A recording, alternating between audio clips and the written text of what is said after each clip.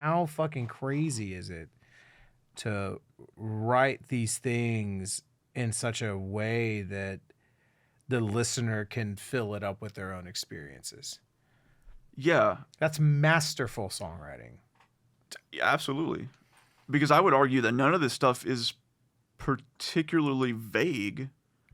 Like, right. You know what I mean? It's not full of just like a random analogy and illusion. It's not completely incoherent in that way where you can just say, well, I think it might mean this, but like he's talking about something.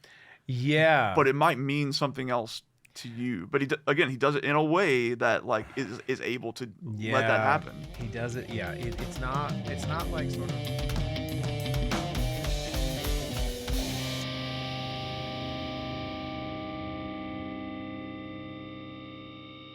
Yeah, really, really cool venue.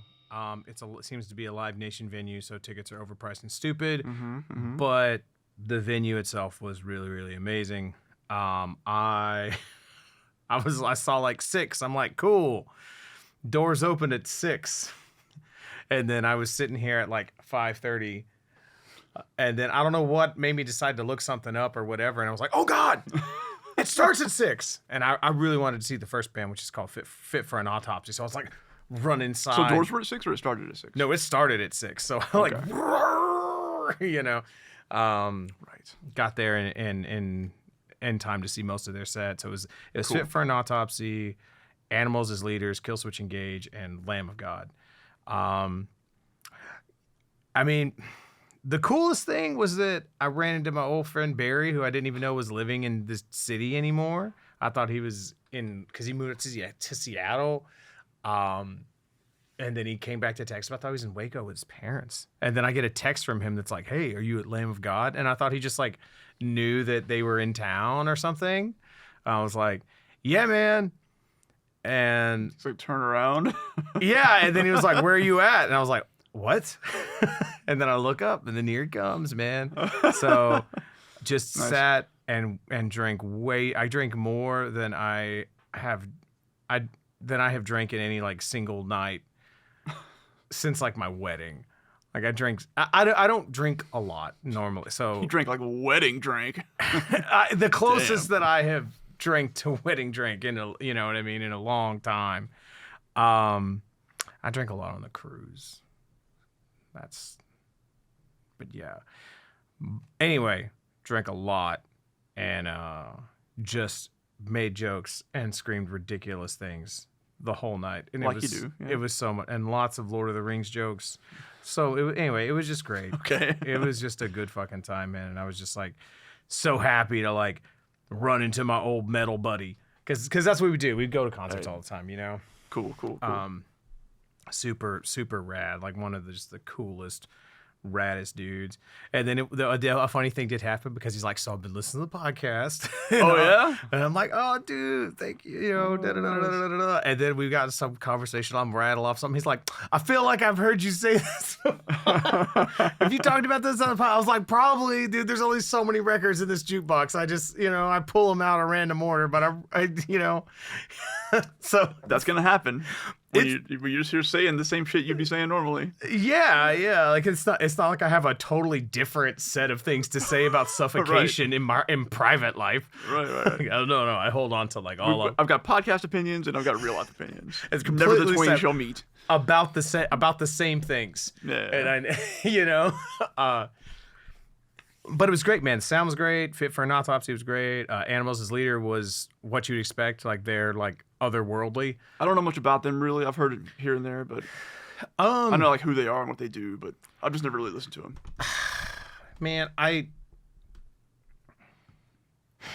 don't know how to like say a lot about them without sounding like I'm talking shit on them, because I don't love them the way that their fan base loves them.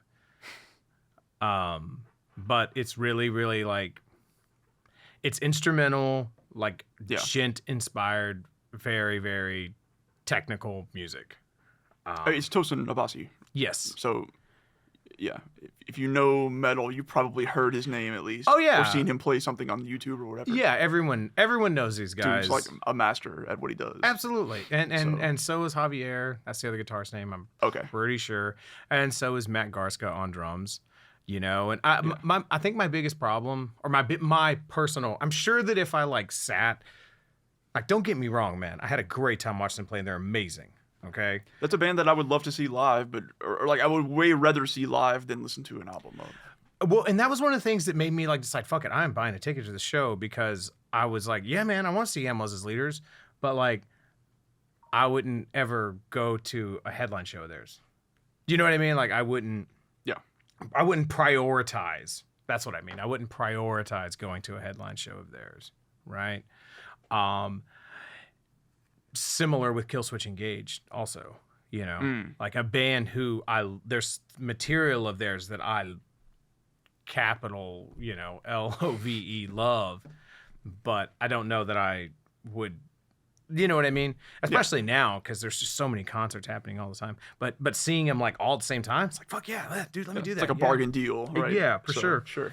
But I think like the problem with my like orientation towards Animals as Leaders is that the very first time that I saw them was them opening up for Dillinger Escape Plan, and they had Naveen Copperweiss on drums, and he is a very different animal than Matt Garska. Less of a leader and more of a...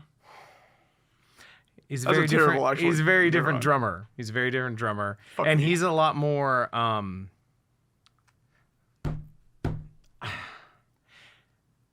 Okay. Are you familiar with like Frank Zappa's Joe's Garage? Yeah. Album. Okay. Not intimately, but yes. So the drummer on that is this drummer named Vinny Colaiuta, widely regarded to be one of the best drummers to have ever played the kit. I've definitely heard of him. So he is top tier. Matt Garska is like plays like Vinny Colaiuta, but just harder. Okay. You know, but it's that style. To me it feels like that approach, and that like approach to like that approach to odd time, that approach to like metric modulation. I'm doing 5s and 7s, and I'm superimposing. I'm going to play, 2 over 7 and then 5 with my foot, and then, and do a rudiment, a nested septuple rudiment inside of a whatever fill. You know what I mean? This is all stuff that I cannot do this. But there's a sound to it. You know what I mean? And when I hear it, I'm like, oh, that's that thing, right? It's just that Matt Garska does it like this, inside of gent-inspired prog music, instead of doing it inside of like Frank Zappa's stuff or jazz fusion or whatever. But that's the thing. Like Matt Garska has dedicated his life to playing. He's a freak phenom on the drums. Like has been playing since he was 4. Started teaching lessons when he was 10. Like he's one of those guys. Okay. Sure. Gotcha. And Naveen is different than that. That's not like, Naveen is, I don't know. His vocabulary is a lot more, gosh, words suck. It's more, okay. I feel like I could, Matt Garska could play like anything and get the job done. It's sort of like, like, oh, cool. He's going to go do a jazz trio and it'll be great. He's going to go sit in with a Latin jazz band and it'll be fine. Blah, blah, blah, blah, blah, blah, blah, blah, blah. And that's all in his wheelhouse and whatever. Right. Naveen is much more like, nah, man, fucking crazy metal is what I do. and so his vocabulary and the way that he plays, the way that he hits, all those sort of things, like, when I saw him play with Animals as Leaders the very first time, and that was my first time experiencing their music, it really affected me. And I was like, oh my God, this music is so amazing. This drummer is so amazing. This is so intense. And this is like so crazy, but this is like so fucking heavy. Right, the way that Navin was doing it was like working for you. For me. It made that work for you. For me. Yeah. And then I bought their record immediately, and their record was all programmed drums. And I have basically never recovered from that moment. From the shock. Yes. Oh, God. I've never been able, I've never like, because to me, I haven't heard any, there's nothing that the band has done that has done for me what seeing them play live with Naveen did for me. Wow. So he was not on their album. He wasn't on their album. It's like a live recording? Is there anything for you out there? I'm sure there Are you sure you saw this? yeah. Is there evidence? Okay. Well, but yeah, the drums were programmed by like Misha from Periphery. Oh, wow. You know what I mean? And so Okay. That is a crazy situation then. Did he stop playing with them like shortly thereafter? Yes. Oh, that sucks. Yeah, and so he never made like an album with them. And Okay. So was it a case of like they just hadn't written an album at that point when you saw them? No. They so I think it was just that like Tosin had written this crazy album and wanted to make it, but couldn't find a drummer that could do it in the studio well enough. And they just did the album and like found him later to play live. And yeah, and so Okay. Misha programmed the drums, and this is before like Periphery was a name.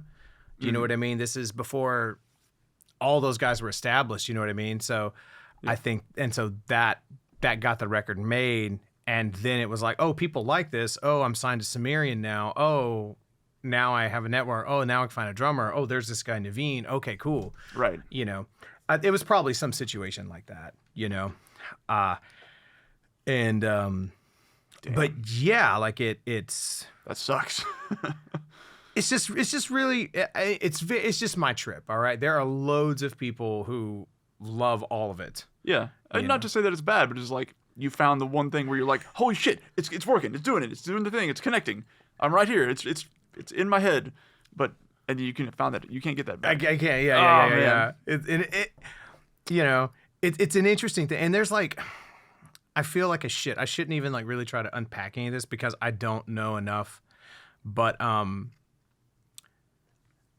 so I remember when it reminds me of this concept. Dillinger's Escape Plan. So I remember seeing Dillinger's Escape Plan with Chris Penny on drums, their original drummer.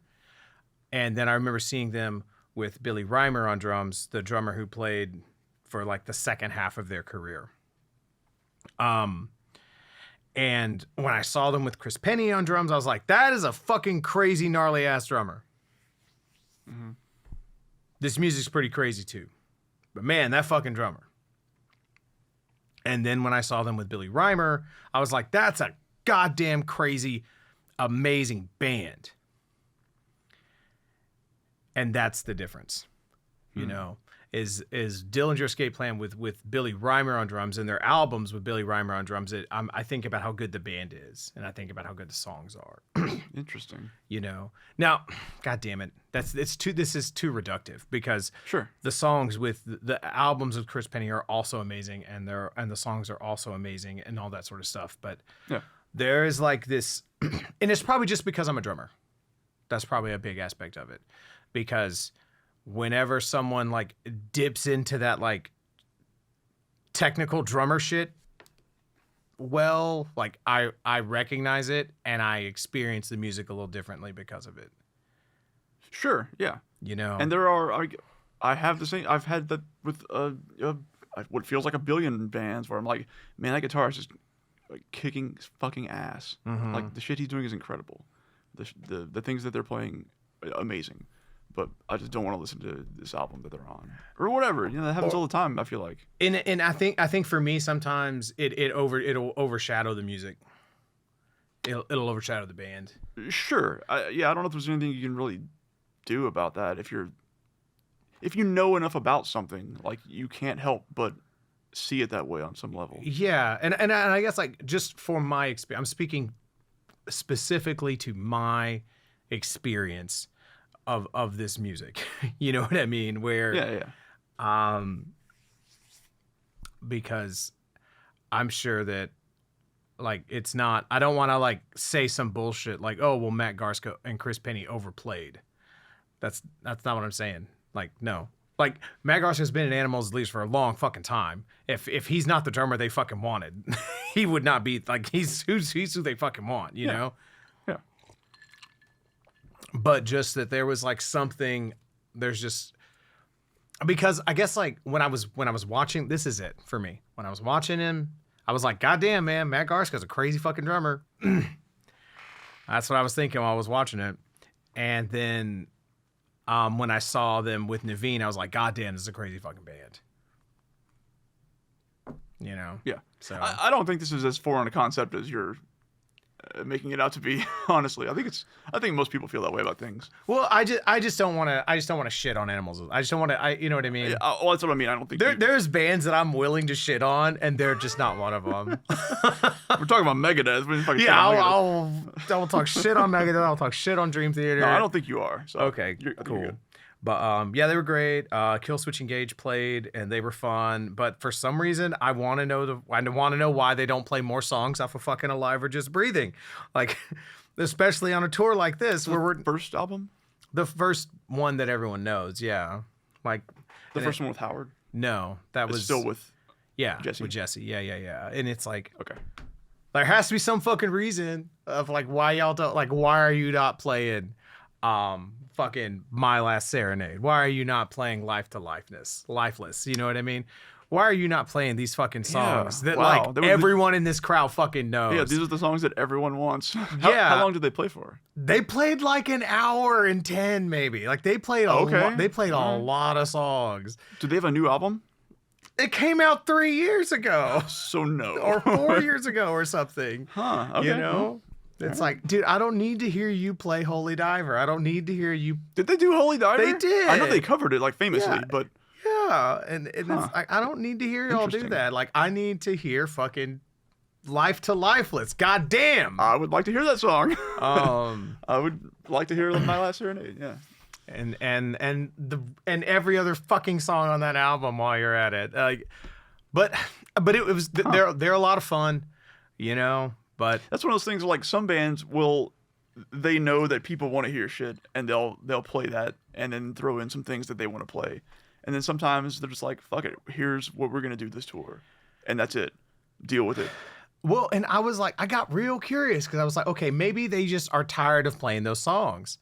So have they played those on other No. stops on this tour? They just, No, No. it seems like they have not been playing those songs, have been interested in playing those songs in like five years or something. Wow. You know, Interesting. sometimes they'll play My Last Serenade, but that seems like usually you're just getting one off of that record is usually what it seems like. Which, now I guess I get that.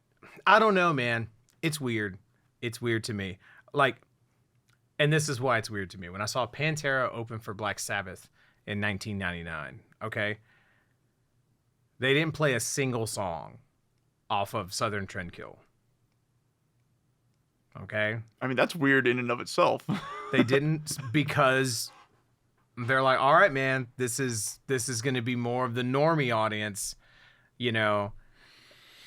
We're going to play stuff that more people are likely to know. Or maybe they were just tired of playing those songs because they've been touring on it. Maybe, yeah. Or whatever. Because that album had been out for 3 years at that point. Sure, and right. there were some huge fucking important songs for their fans off that album. But I guess if you're talking about a Sabbath crowd, then maybe you have a bit of a point there. Well, and it's just like... That was Deftones also, wasn't it? It was, and people did not like them. I bet they didn't. It was... I hadn't thought about that till just now, but that's the only time I've seen Deftones. Damn. They only had Adrenaline and Around the Fur out at that point. Yeah. I mean, they were great. I bet. I'd love to have seen them. But people were not interested. I can imagine. Yeah. So I can imagine that a Sabbath crowd, the people who come out to a Black Sabbath show in 1999. This was different though, because this was a true Black Sabbath reunion. This was you know what I mean? And this was like, man, that might be, man, if you're like, hey, here's one concert for you to relive. Man, that one might be it. That one That one's gonna be in the content. It's gonna be up there, man, because I didn't see it, but I know that it was good to some extent because that's what that album is. That's what that live album is. It's that tour. It's fucking good. So, and because it was, I don't know if there was ever a concert that felt more special, because it's almost hard to like remember because they did so many reunion since then tours and that was the first big one though. That was like the first time that they all were there. Yes. Yeah. I remember that being a huge deal. And so you had like crazy teenagers like me who loved this music and never thought that they were going to see it performed live. Right. And then you had people who had seen this music like back in the 60s at its inception and never thought they were going to see it live again. Right. And then you have like us high-fiving each other and screaming the lyrics of War Pigs together. And it's one of like the coolest experiences of my life. Because this was also kind of before like Ozzy became a weird pop phenomenon, right? Like this was before the Osbournes and all that shit. Yes. So he was just still the guy from Black Sabbath, and then Ozzy Osbourne as his music career was. Yes. Yeah. And that's also a very different thing. It's almost hard to remember that too. Exactly, yeah. Like Ozzy before he was a pop culture icon. Yeah, before he was or whatever the Sharon, like all that shit. Whenever it was like the Prince of Darkness, that guy's like legitimately evil and dangerous. He bit the head off of a bat one time. Unpredictable. Yeah. You know, that and I will talk shit on this though. So I did go see the reunion tour or their farewell tour or whatever a few years ago, and like, Sabbath. Yeah, in like 2017 or 2018 or something. Okay, I think it was 2017 or something. It was not good. It's not good. And to me, like.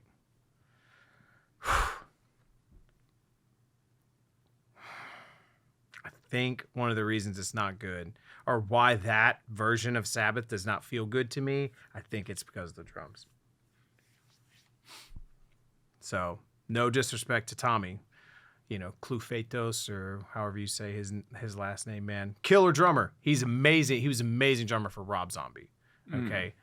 Perfect drummer for Rob Zombie, man. Okay. But like when you go, I didn't really realize it until I went back and listened to that reunion record. That live 99 reunion record with Bill Ward.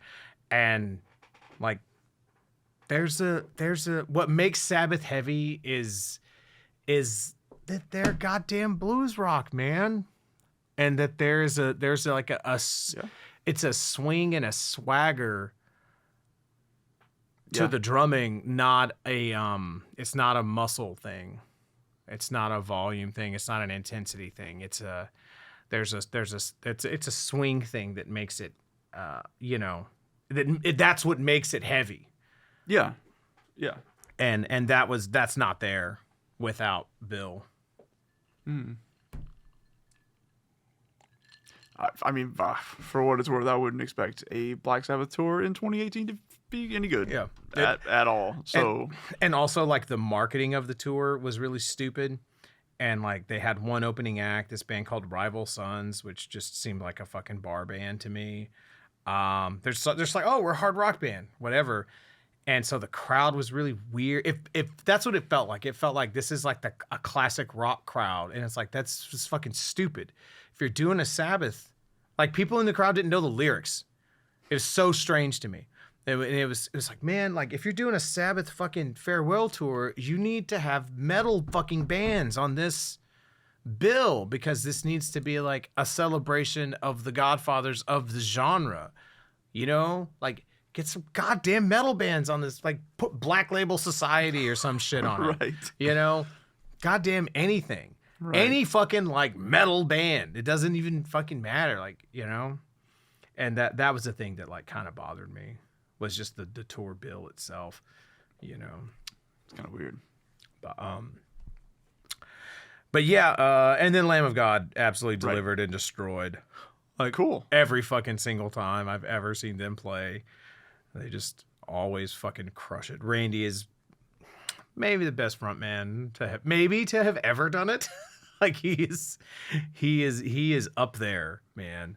I can't believe he can still do that shit. Like, dude is wild. I can't like, I'm like, is he gonna jump off of that? Holy shit, he did.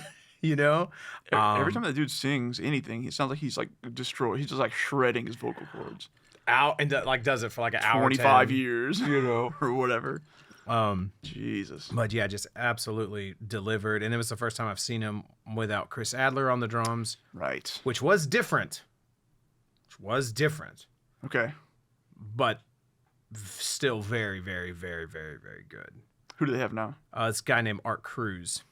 And so, I mean, absolutely killer fucking drummer. But there's a certain like mechanical precision, and not like, there's a certain like mechanical nature to Chris's time feel. That's pretty unique. Yeah. And art is a little more like organic, I guess. I think I know what you mean. Not in a bad way, you know. This is different. It's just different. This is like, I'm talking like, it's very like he still played like every part perfectly. Okay, this isn't like right. He like hit all the notes, just like a slightly different feel to some of them. Right, because there's like a cold, you know, like T800 quality to Chris Adler's drumming. Yes, definitely. You know, that's like part of the appeal to me. Yeah, like, yeah. To listen to that shit and hear it done so like perfectionately. Yeah, I would say, but yeah. I still feel like Chris Adler doesn't get enough fucking credit for how good of a drummer he was and how much he elevated metal drumming when he came out, man. That's crazy as fuck to me because like I love those first few Lamb of God albums like a lot, and that is a huge part of them is all those drums. It's so good. I don't know if there's anyone who has composed better drum parts in the metal genre. You know, I'd hear that argument. Like he's like who's the best drum compositionist? It's Chris Adler. That's crazy, dude. Do you feel like his influence just like dropped off after a certain point? Or? I think because everyone got so into blast beats, as they should, because blast beats are fucking amazing. And he never really very sparingly. You hear like some kind of like some, you know what I mean? But never a full on traditional blast, never, okay. You know.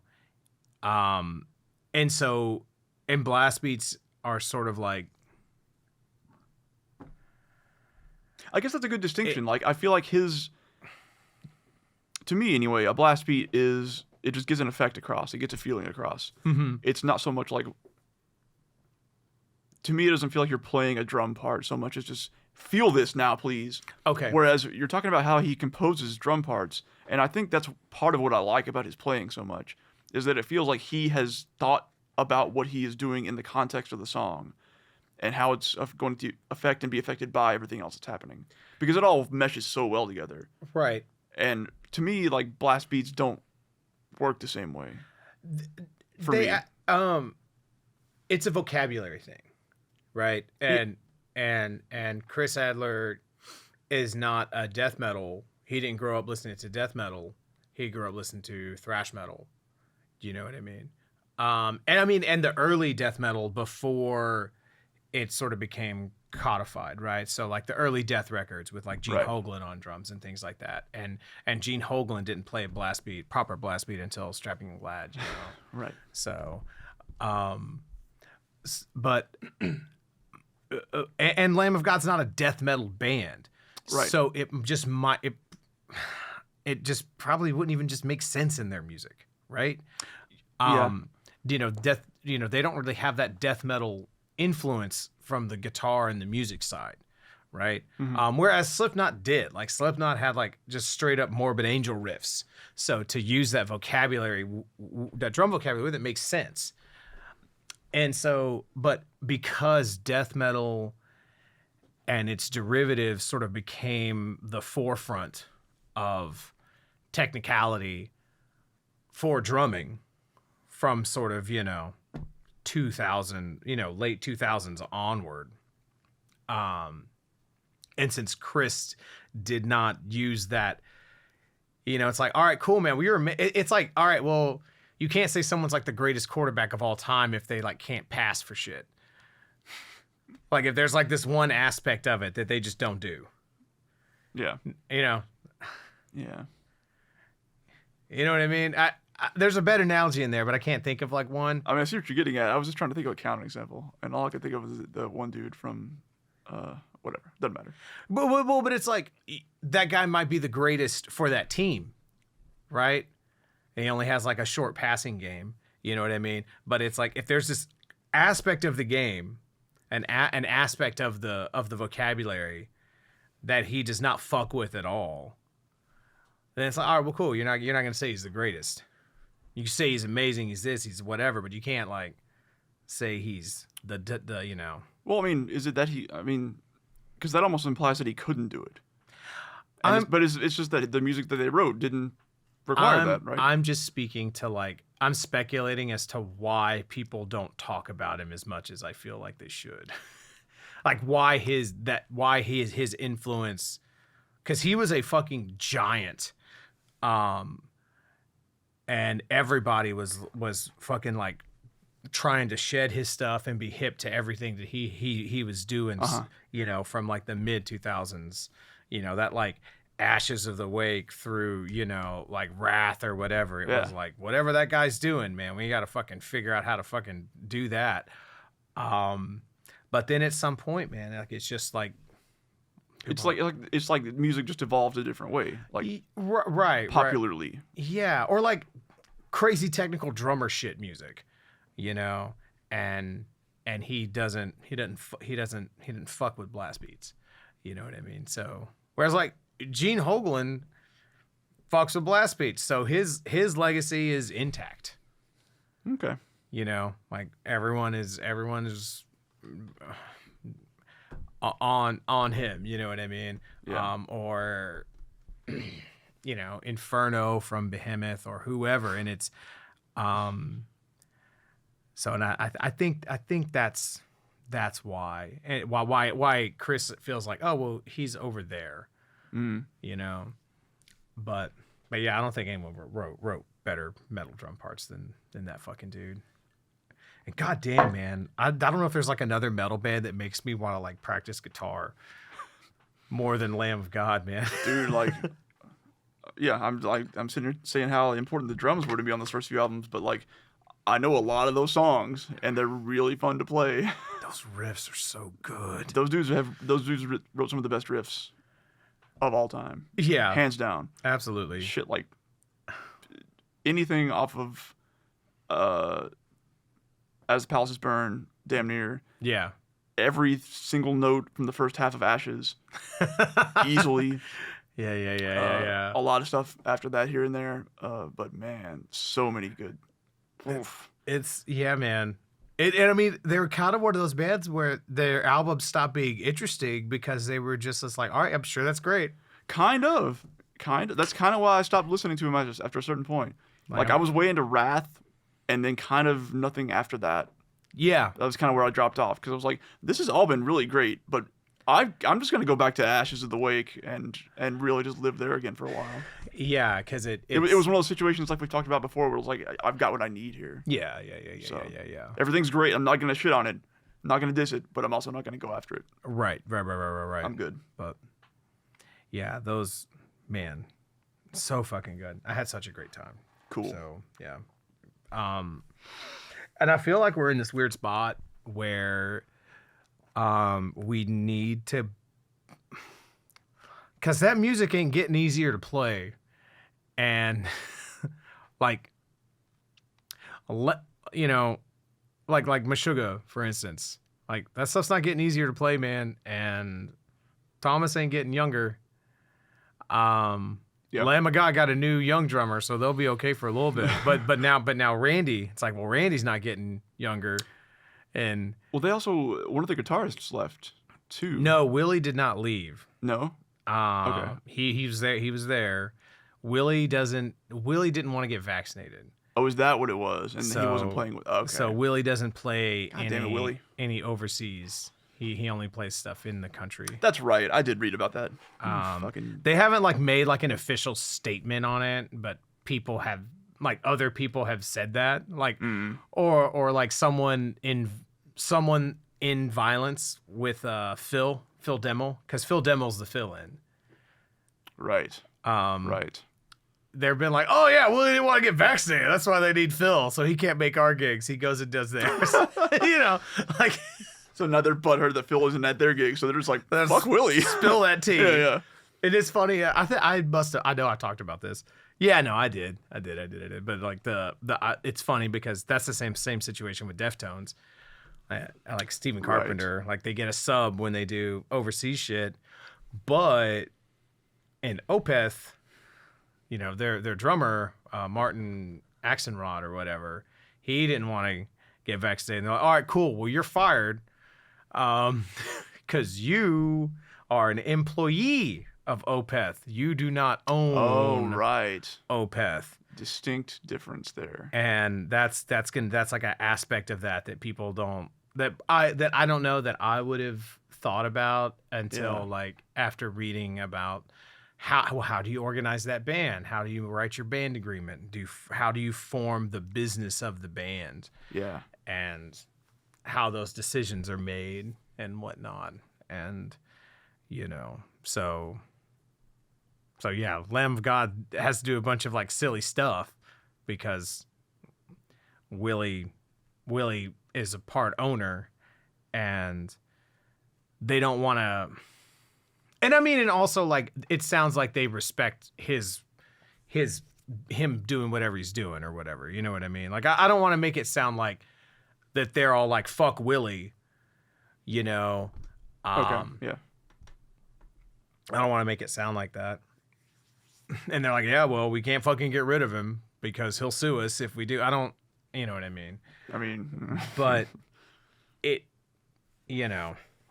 I don't want to make it sound like they're saying fuck Willie. I'm saying fuck Willie. Yeah, I think it's fucking stupid. I obviously think it's fucking stupid.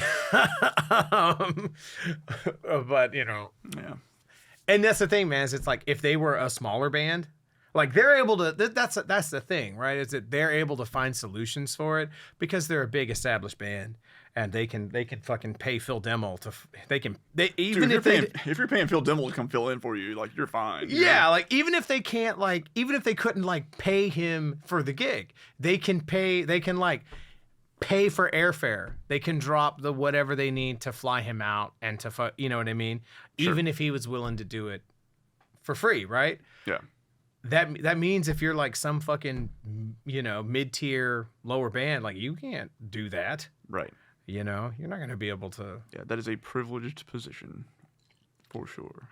So, but yeah, that's cool. Yeah, I'm glad those are good.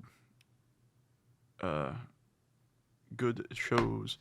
I guess we'll start seeing more and more of those popping up now. Just more shows. Dude, it's been crazy. It's been absolutely crazy because so many bands couldn't tour for so long. Yeah. And so now everything is you know, there was a week like this past May, where there was an amazing show every day of the week. Like every day. It's like, oh, Rotting Christ and Borknagar on Tuesday. Oh, Rivers of Nil on Wednesday. Oh, Danzig and Cradle of Filth on Thursday. Oh, Origin and Misery Index on Friday. Oh, you know, Convalescence, Necronomicon. Oh, and Ace Frehley's playing the same day here on Saturday. You know what I mean? Like, it was just every fucking day. Right. You know? And, nah, man, I felt bad. I felt bad because, like, tours were getting bad for some of those lower level bands. Because I bet, yeah. Because there's just, everything's just saturated. And it was even happening to the bigger bands, too. It's just, you know, like, if you're playing at, like, a 1,500 seat arena and there's 800 people there and they spread out, you know, like you can take photos in a way that it doesn't look like it's empty. Do you know what I mean? Whereas if you're at a small place, there's a big difference between 50 and 10 people. Yep. You know. Oh, I know. And you know, some of these bands lost so much money. Just by luck of the draw of like, oh well, there were 10 other bands in town this week. Yeah, man. You know. Wow.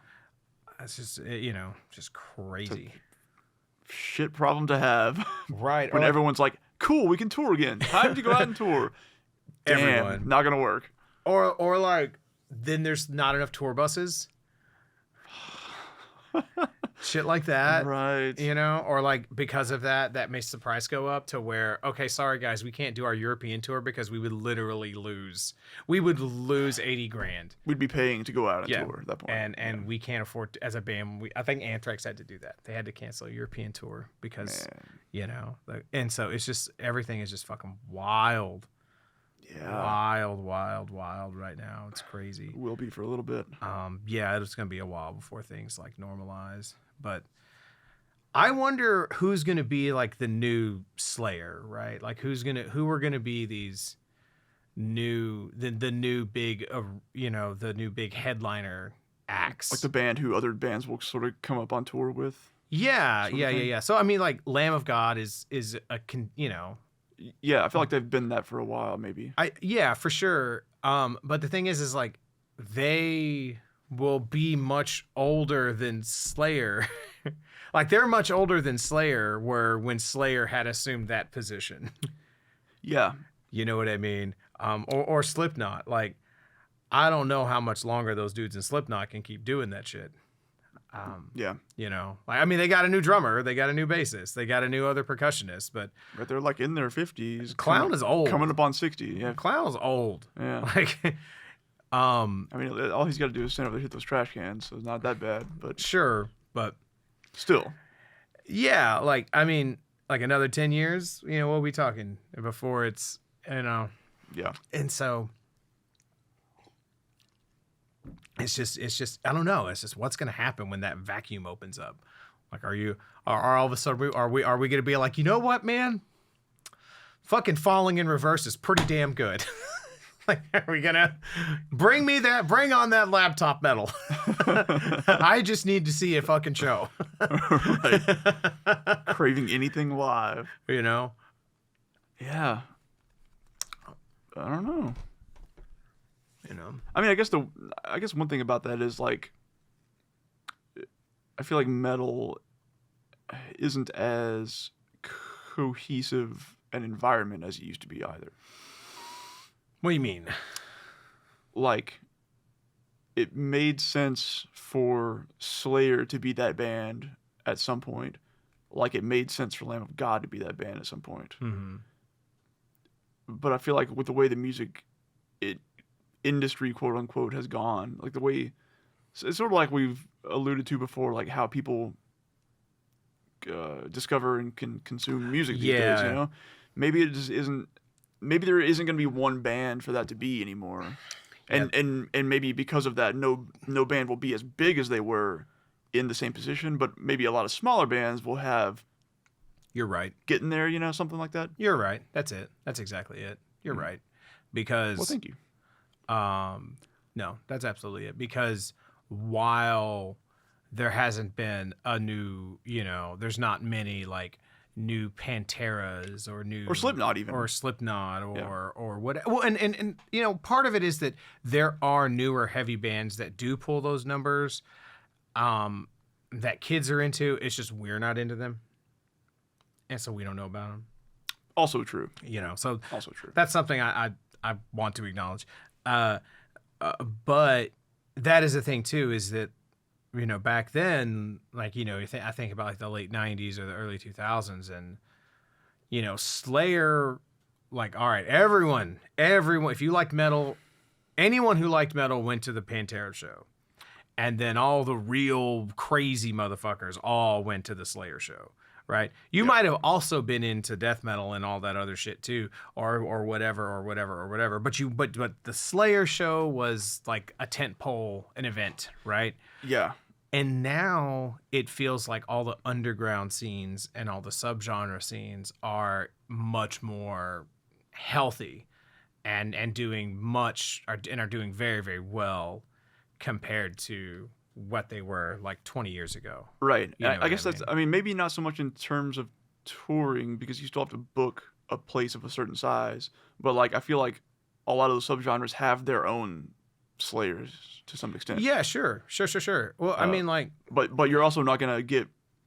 Well, fuck, I don't know enough about it. I was gonna say like you're probably not gonna get one of them to book, the Revention Center or whatever headlining. right, dude. Yeah, man. But I Dude, don't know for sure. I will every 2 years. I will very happily, like every, 18 months. I will throw down $30 to go see Suffocation at White Oak Music Hall, forever. Right. I will do that forever. Right.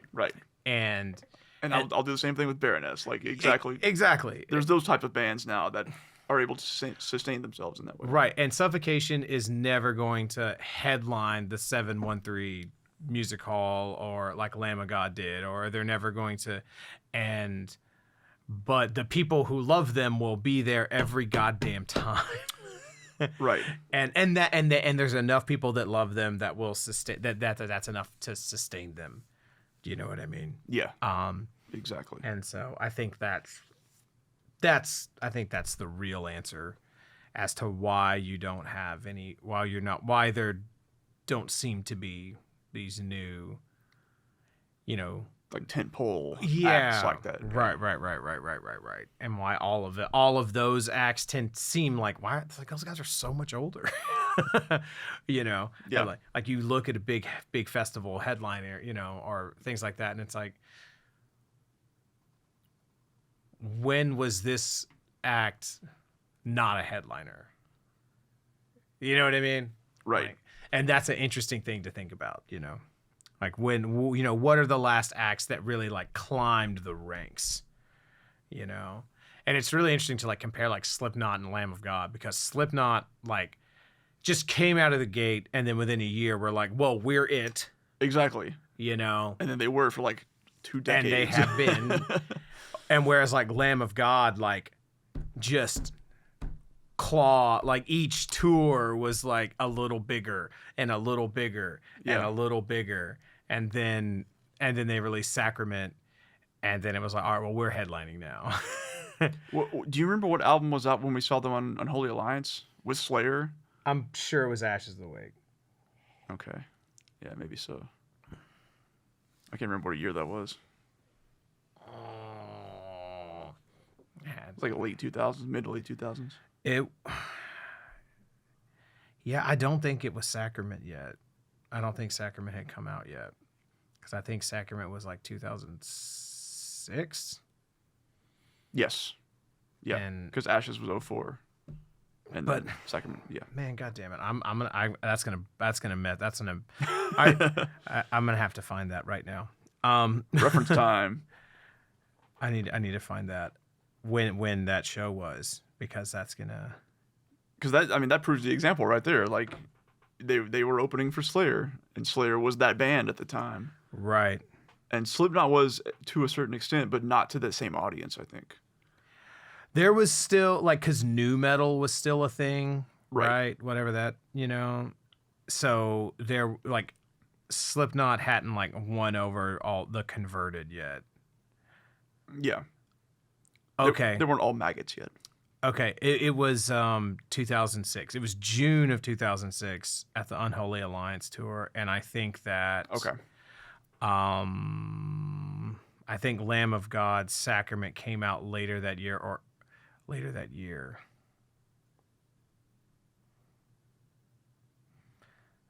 That would check out to me. It was definitely 2006.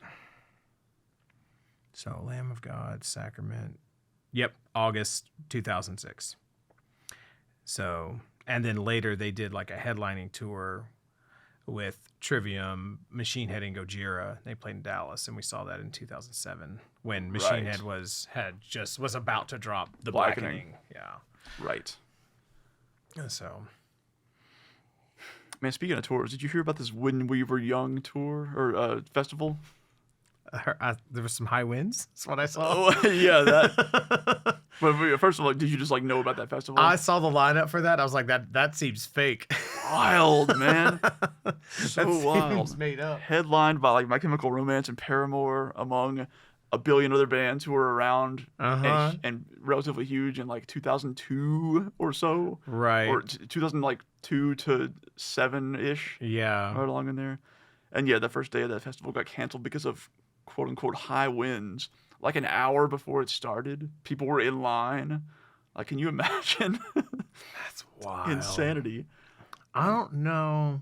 Winds up to 65 miles an hour, it says. Which is a fair, I don't know. fair enough, but like, Jesus. Yeah, I don't know if I've never been I don't know if there's ever been. Oh, no, there was one. There was a voodoo fest that the third day got rained out. Half of it, the last half of it or something like that. But there's... but something like that, like a destination thing, like you get plane tickets, you go there. You're there, you got like a hotel room or something like that, or camping on site. I don't know if they have that, but no one wants another Roskilde. So another what? Roskilde Festival. That's the one like where there were like Pearl Jam was playing and like people fucking died during the set and everything like that. When was that? I was back in the 90s. Oh, Huh? I don't recognize that name at all. Yeah. No one wants another one of those. Yeah. So, but reading that story, I was like, I forgot that Paramore was there, and Paramore is a band that I've always liked some of their songs. okay. And they're not a band. I don't like that genre of music. Yeah. Never got into that. that genre, that sort of like emo punk sort of thing. Mm-hmm. But there was a time when I think it was like around 2008 or 9 or so that I had not been listening to popular music for most of that decade. Okay. And then at some point I was like, I just like turned and looked behind me and said, I need to look back at what I've missed. Okay. And just went and found a lot of shit that I had skipped over. And was Yeah. like, there's a lot of good stuff in here actually. That's been on the radio this whole time or whatever. In that popular pop punk emo sphere. It's like there's some pretty good stuff in there. And Paramore was one of those bands. And I've always liked some of their songs, but for whatever reason, like the other day I found a live performance of them doing, oh, I know what it was, because they started playing Misery Business again. Okay. Which is like Haley calls the object of the song a whore, the target of the song rather. Okay. And she felt bad about that later, so they stopped playing that song for a long time. Okay. And then they recently started playing it again. Okay. And I think she like changes the lyric or something. But anyway, I like, that's a great song. Okay. It's a fantastic song, and she's an amazing singer. Yeah. But I saw like a performance of them doing that at some awards show where it's just like them sitting there with acoustic guitars, and she's just going to town, like belting it out, killing it. And I've watched that like 10 times in the past couple days. It's just a really good performance. Okay. So not much more to say other than like they're like a weirdly good, talented band. Like, yeah. they're crazy good. Yeah, they're one of those bands where any time that I accidentally hear something that they're doing or see something, I'm like, what is that? I'm like, what's going on over there? You know? Yeah. You can tell that they have something going on where it's like, this isn't just emo punk bullshit. Yeah, there's a lot of talent here. I feel like there's a lot of that. Like any time that stuff sort of comes up randomly, I have that feeling of like, damn, I missed out. yeah, to some extent, that's what made me do that. And I was like, man, there's a lot of good stuff in there. There's a lot of bad stuff, but some pretty good stuff too. We listened to a lot of bad stuff too. There was a lot of Absolutely. There was a lot of bad stuff we did not miss out on. Absolutely. There's a lot of bad stuff that I bought albums for and loved for a long time. Yeah. And then eventually said, ooh, Yeah. It goes both ways. Yeah. So, ratty waddies, man. Anything else you want to riff on? Yeah, not really. This feels weird. We've been recording early. And so it's only like 8:30 right now. Right. We got like a whole 4.5 hours. Yeah, man. Get ready, motherfuckers. Strap in. Oh boy. All right, you want to hit the topic of the day? Yeah, let's jump into that. Okay, so the topic of today is more Baroness. I don't have I was gonna try to think of like a weird pun. I got nothing though. Yeah. other than to say, fuck yeah, more Baroness. Fuck yeah, more Baroness. So we're gonna talk about the 2 albums or 3 albums. depending on how you split it, right? Yeah. So blue and yellow and green, or blue and yellow and green. Yeah. 2009's blue and then 2012's yellow and green. Yeah.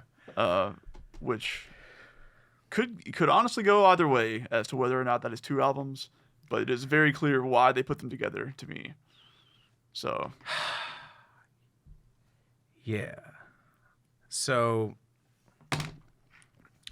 all right, how do you want to get into this? man, I have a lot of notes, but we do not have to go through them all.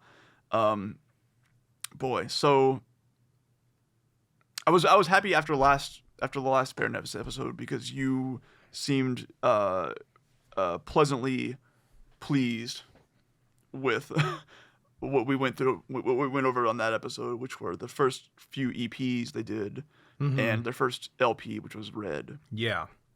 There's a lot of good stuff on those pieces of music. Very much so. And so there are some differences going into Blue from those, and then even more so into Yellow and Green in different ways. Mm-hmm. And so I was curious as to how these would hit you. I guess just to preface, as opposed to like going through all this and then just saying it at the end as a summation, but like these are two of my favorite albums ever. Like, okay. Like Yellow and Green, if you had to say like pick 3 albums to listen to for the rest of your life, that's one of them. Maybe it's the only one actually. Yeah. So that's where I'm coming from on this, and Blue's up there as well. So that's where I sit. And I got a lot of things to say about these albums. Yeah. So again, to sort of orient, right? So you know where we're coming from here on this. Yellow and Green, specifically Yellow. Because it's the first album. It's the first disc of a 2-disc set. Which I only... That's just how you do it. That's just how I do it. That's how you roll. I only listen to the Pink disc on Melancholy.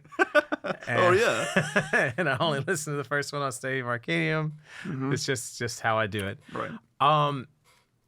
No, I didn't know until a lot of deep reflection and digging into things and really analytically, I think I have some reasons why I gravitated towards Yellow so much. But anyway, Yellow, I'm just going to refer to as one thing. But Yellow and Green, yeah, I might feel the same way that you feel about that album. That is tip top one of my absolute favorite albums. Like if you pressed me to like have like a top 5, you know, like whoo, you know. So yeah. What's different, what's interesting is that is the only Baroness album I had a relationship with, right, prior to doing these podcasts. Right. So that's what's different. So for whatever reason, that one was able to get in. Yeah. So that's where that's my reference. Yep. So what was the first Baroness record that you heard? Was it Blue? Red. Okay. I came across Red sometime in 2009, which was the same year Blue came out, but it was later that year. Okay. And so when I saw them first that year, it was on the tour for Blue, but I think it either had just come out or it was about to come out. But I had at that point like gotten way into Red. I see. So did you buy Blue when it came out? I don't think I bought it. Yeah, we didn't buy. This was a weird period where like before streaming services had really like filled the niche. Yes. Yeah. I mean, I had MP3s from somewhere. I don't know where anymore, but you listened to it. Yes. As it came out. I acquired it. You acquired it at some point, yeah. You fanned it. Yes. And weirdly enough, I don't remember or I don't know why this was, but the version of that album that I had at the time, because I don't think there were multiple releases, but the version that I had was missing track 8, or Hell and Hide, which is the one with like the sort of spoken word. Yeah, over with the stuff. sample. It Yeah. sounds like a sample. Yeah. So yeah, I didn't yeah. hear that until like years later when I like found a different version of the album. Weird. I don't know. I'm assuming that like, whoever like ripped it just left it off or something like that. Yeah, So it yeah. just became one of those things, you know? Oh man, like that shit So- we were talking about with Harrison, like where you're torrenting shit and you get like Yes. weird, you know? Yeah. The song said Pantera Walk, but it was like some death song or whatever. You know? Yeah. something wildly different. Yeah. It's like, no, dude, I'm telling you, no, dude, there's a Slayer song that Dave Mustaine sings on. Called Hangar 18. Yeah. No. Cool. Tom Araya joined Soulfly or joined. He quit Slayer, bro. Yeah. Corey quit Slipknot and Yeah. he's in Soulfly now. He's their backup singer. Oh God. All right. So, what were your impressions of Blue when it came out? It's kind of hard to remember exactly. I definitely loved it. There's no question that it was amazing, and it was more Baroness.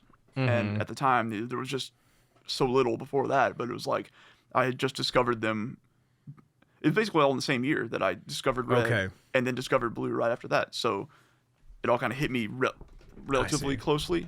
But it was more Baroness, and it was like one of the things about this album is that there's a different production style to Red. Yes. This album feels like thicker, and it feels like muted in a way, and sort of overly compressed but way louder, almost. It's less dynamic. Yeah. Yes. There you go. So It's less of a like a transparent production. yes, Right. And that's one of the things that's very. that's what I mean by thicker, I guess. Yeah, Yeah. that's one of the things that's really unique about Red is that it's a very like clear, transparent production, like similar to like a Cowboys from Hell, like a early Pantera production where you're like, that's what that's doing, that's what that's doing, that's what that's doing. There doesn't feel like there's like a white noise mids knob turned up. Just that's, you know what I mean? It's like it's very, very clear, and yet on Red there's still sort of so much vibe, and there's because normally when you have records that have that sound, there's not a lot of emphasis on like performance. There's not a looseness to it, and it sometimes doesn't sound full. And, and Red sounds very full, and it also is it feels very, very alive and very organic still, which it's rare to get both of those at the same time. Absolutely. And Blue does have a different production. It almost like has exactly what you said. Like if there was just like a mids knob, like a mids fuzz knob. Yeah, that they turned up almost constantly.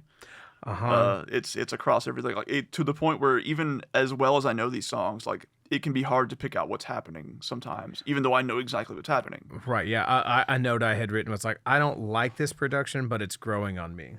Yeah. You know. I kind of like it in spite of itself. Because objectively, I'm like, this is just not as good as. This doesn't sound as good as Red or Yellow and Green. So. Well, in that. We'll keep going. We'll keep going. Yeah, that's my biggest knock against this album, for sure. And it kind of it affects my like perception of some of the songs, whereas it gives it a vibe it may not have otherwise had if it sounded more like Red. But I think it's also in line with like the feeling that they're going for lyrically and musically. Yes. So I think it works. Yes. I think it is an artistic choice because overall There's a lot more notes on this record. It's a lot. Yeah. It's a lot faster. Yes. The average song is like I fucking like. Oh, yeah? Let me do the tempos for Red. Let me do all the tempos for Blue and make sure I'm not crazy, and I'm not. It's No, yeah, totally. and it's also much more melodic. There's a much more emphasis on melody. I feel like to where yes.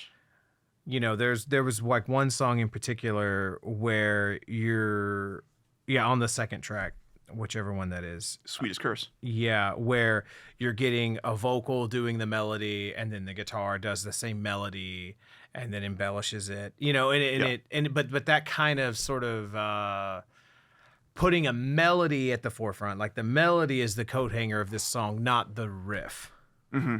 And that's different. I don't think they've done that yet. Yeah. Up to that point, you know. Yeah. That's definitely a recurring thing on this album. Mm-hmm. That's what a lot of these songs are built like. So this was the first album with Peter on lead guitar. Uh-huh. Because after Red, their guitarist left Mm-hmm. at some point. And so they got Peter... what is his name? Last name? Wildur from Soilwork or no. No. But yeah, no, he plays drums in The Haunted. I'll look him up real quick. I think I already got it open. Oh, okay. No, I lied. I don't. Anyway, but this was the first album with him, and what he brings is. So they had vocal harmonies on Red. Okay. And maybe one or maybe not on the EPs actually. So he really brings serious vocal harmonization. Okay. To Baroness, like Okay. it was happening sometimes on Red, but it is like all over the fucking place on this album. Okay. And that's interesting. And dual leads, and like you said, they sort of work well together, where they sort of feed off of one another. Yeah. The vocal harmonies and the guitar harmonies. Okay. So go ahead. Sorry. yeah, that's it. That's a thing I didn't really pick up on as much because Yellow is my foundational, my core Baroness memory. Right. It's Peter Adams. That's his name. It was hard for me to sort of it was hard, so if there's an element that's present on Yellow and Green and like the vocal harmonies, yeah, and then it's for introduction and leaning into it on Blue doesn't seem novel to me, so it didn't stand out to me. What stood out to me were the things that are not done on Yellow. Yeah. And so I think that actually colored my experience of this record. This one was very difficult for me to find my way into Blue. I kind of expected that it would be. So yeah. Whereas Red was like, fuck yes. We're like, especially the EPs. Like the EPs, I was like, because it's so far removed. Yeah. From my, and it's almost like if you know what to listen for, you can tell that that's Baroness still.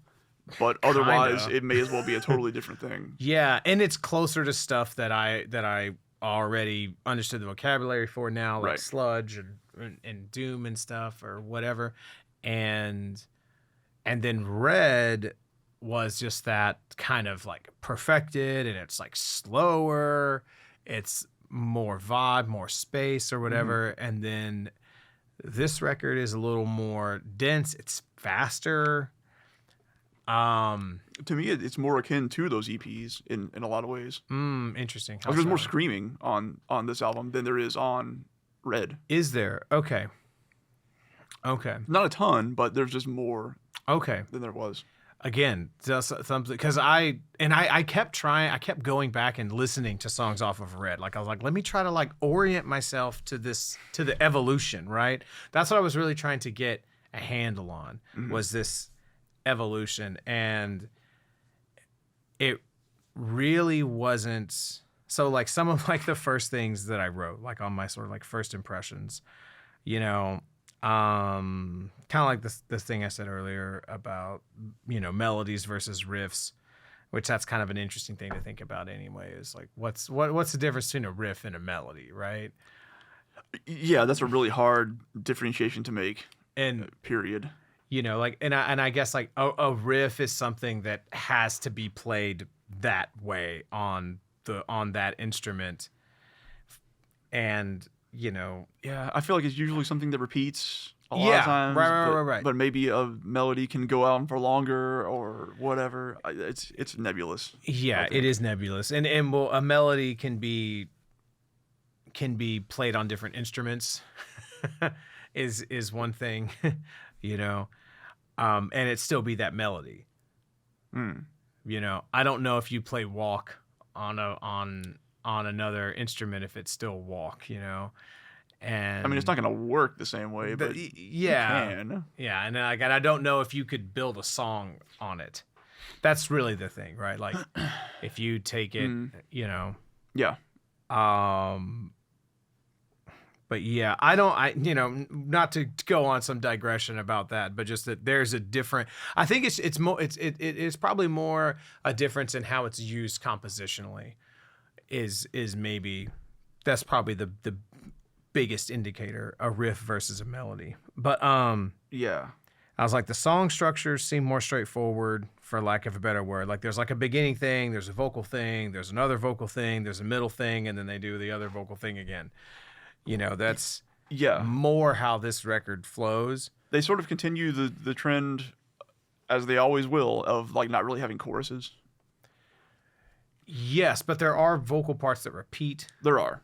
Yeah. And there's, you know, just not traditional choruses in that way. Yeah. So. Yeah. And I was like, yeah, overall, this is a little harder for me to grab onto. It's too close to Yellow and Green, but too far from Sludge.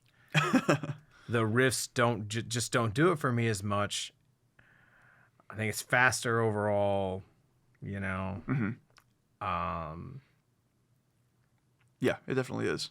It's more of a metal album than Red was. I actually disagreed with that. I felt like it was more of a. I felt like Red was more of a metal album, and this was more of like a rock or like a punk album, like a punk rock album almost. Okay, I can see that differentiation.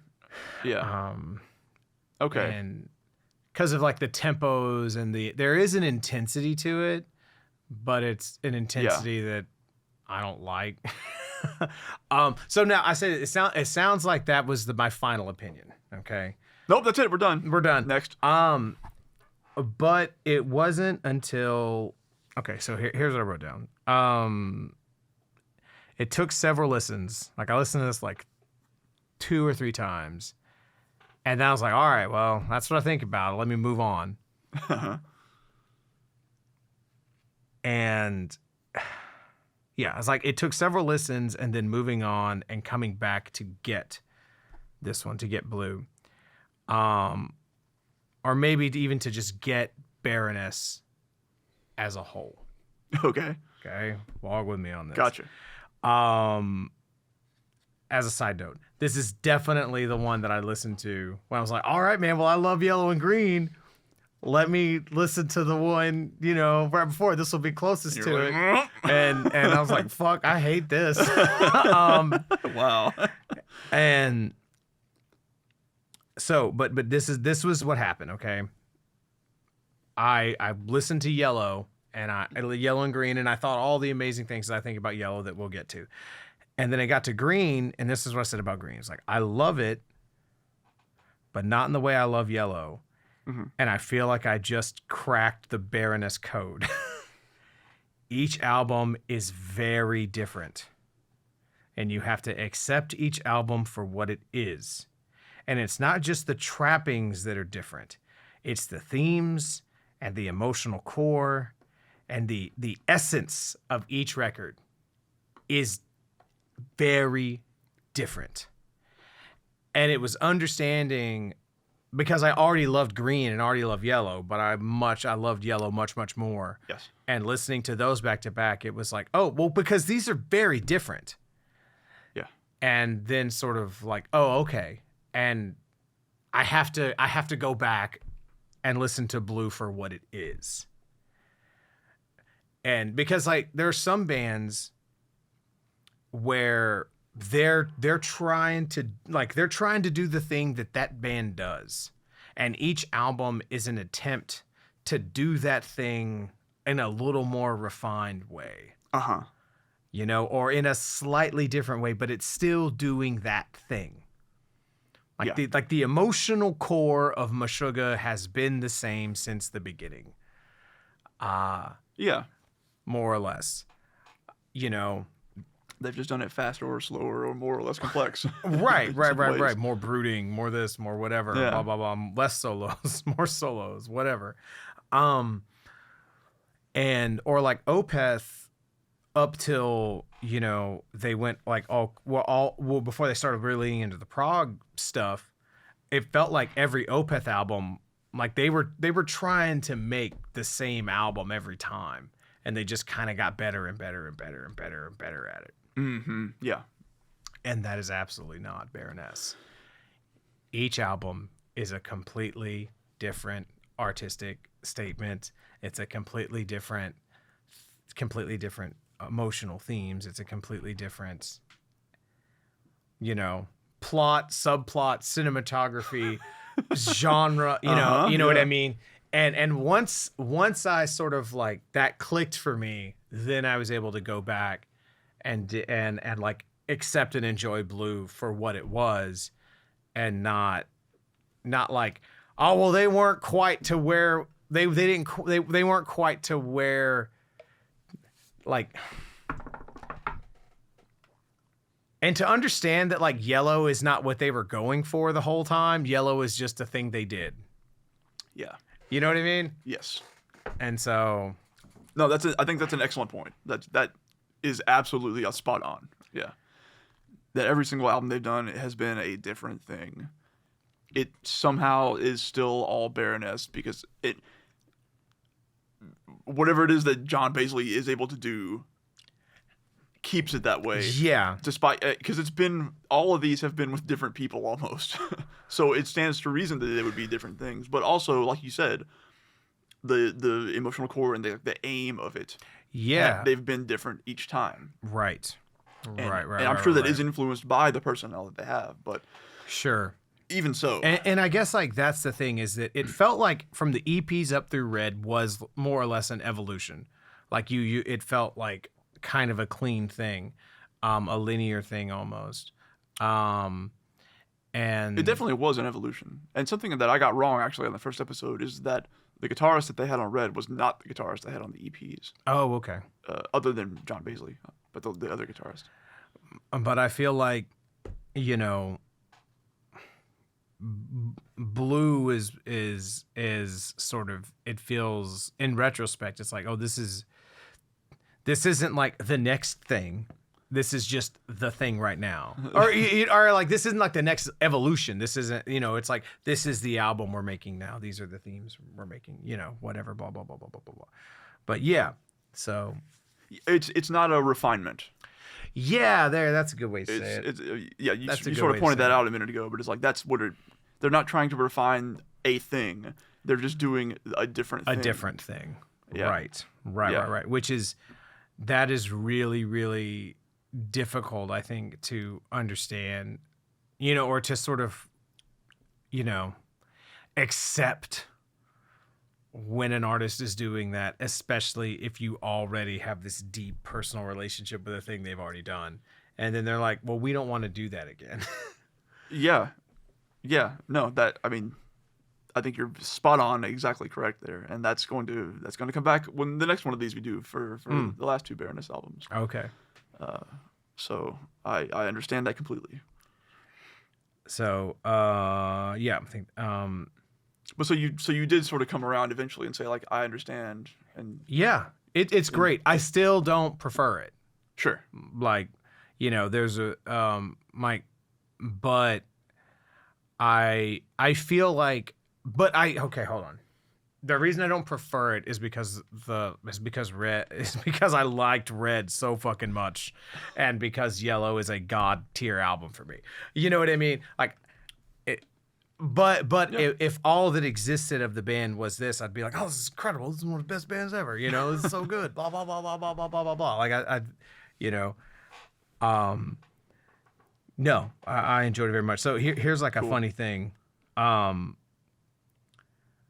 There's way more lyrics on Blue. Yes. Like, there is a dearth of lyrics on Red. There are way more lyrics on this album. So, word count. Oh, we did this. I did this. Okay. I did this. Word count of lyrics on Blue is like 664, around 660. Okay. Okay. That's including the titles, because I didn't get that picky about it. Are you doing a number of words spoken, or are you doing unique words used? Like I copied it, I put it counted in, it. and I did word count. Okay, gotcha.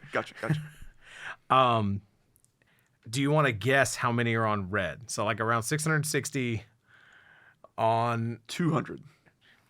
300.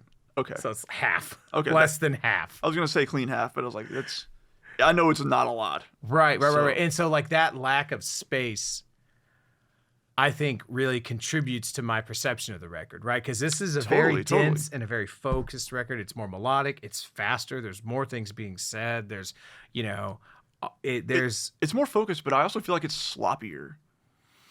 And it's partially due to its production, but also just like that's what they were kind of going for. It feels like in the guitars, like some of the leads and things are really loose. Yeah, and I mean just like the riffs and stuff in general. But the rhythm section and like the songwriting of it feels much more focused and tight than Red does to me. Okay. Because there were sections in Red and in the EPs where it felt like the rhythm section was kind of like free to, like interpret some things and stretch out on some things and fuck with the time and fuck with the feel a little bit more. And this music needs a lot more. That's true. Yeah. So these feel like more defined songs. Yes, for sure. Yeah, for sure. Yeah. Yeah. That's a thing I wrote down, that it's things are a little more dialed in, more song based, less vibe and performance based. Yes. The performances are still incredible, but the songs seem less based on that. Yeah. Like there were just like, sprawling 3-4 minute sections on Red where they just kind of went on and on and on. Yeah. It was great. Vibing, But that's not what they're doing here anymore. Right. They will maybe come back to that a little bit, but not right now. So how do like fans feel about this album? I don't fucking know. I don't know any other Baroness fans. I guess is the problem. Well, how do you feel about like? I guess like if you went to a concert, because this is like, well, let me look up some of their recent set lists. And I looked up one of the more recent ones, and they played a lot of songs off of this album. So that may be skewed because I think the last tour that they did was the Request tour, where they literally had people just at each show vote on what they wanted to hear. Oh, and then I went back. But maybe that tells you something about it. And then I went back a few years and like looked at that too or whatever, and it didn't seem overly represented. But I guess like if you went to a concert and they played 5 songs off of this album, oh hell yeah, you know what I mean. I think every show that I've seen them play, they have played Golgotha, A Horse Called Golgotha, and probably Jake Leg. Maybe The Sweetest Curse too. They play those almost every single time. Okay. Because like, those are huge fan favorites. Like people are always yelling that shit. Gotcha. There's some motherfucker, Jake Leg. There's like someone's fucking Isaac. Yeah. People, they have their favorites like that, and they almost always play at least those, and maybe if you played the Gnashing, I think last time I saw him. I think that was one of my favorites on here actually. That's a hell of a song. All those songs are absolutely amazing songs to me. Yeah. I would be thrilled to hear any of these songs. Gotcha. Especially the ones they never play, because that's just cool. So yeah, like Are there any tracks on here you don't like? no, Okay. not at all. Love this whole album front to back. All right. There are maybe like degrees of likingness, but no. Nothing that you would. No trash tracks. Yes, no trash tracks. How about you? It's hard for me to tell. I can't tell. But nothing like struck you, and you're just like, no. Yeah. And similarly, like nothing struck me as like, yeah, either. You know. That's fair. You know, now that we've talked about this a bit more, and you asked me like, what did I think about this at the time? I feel like it did take me a while for this to grow on me, because I really, I don't know if it was for the same reasons why you found Red to be so appealing, but I like really fell in love with Red at the time when that was the only thing that they had out. Like I was blasting it constantly. Yeah. Really, really loved that album all the way through. And then I do remember it taking a while to like come around fully to Blue because of some of the reasons we talked about. Like it's just a different thing, and the production is very different in a lot of ways. And it's not as easy. Blue is like an album I want to put on and like go drive and just like yell the lyrics. Yeah. Where Red, not so much. Okay. Yeah. So they almost like serve different purposes, but I love them both. So yeah. So I think I understand where you're coming from there. How long was it from when you started, like when you discovered Baroness, to where you were like, okay, this is one of my favorite bands, or this is my favorite band? I don't know if you would say they're your top favorite, but I probably would. Yeah, I'd say that.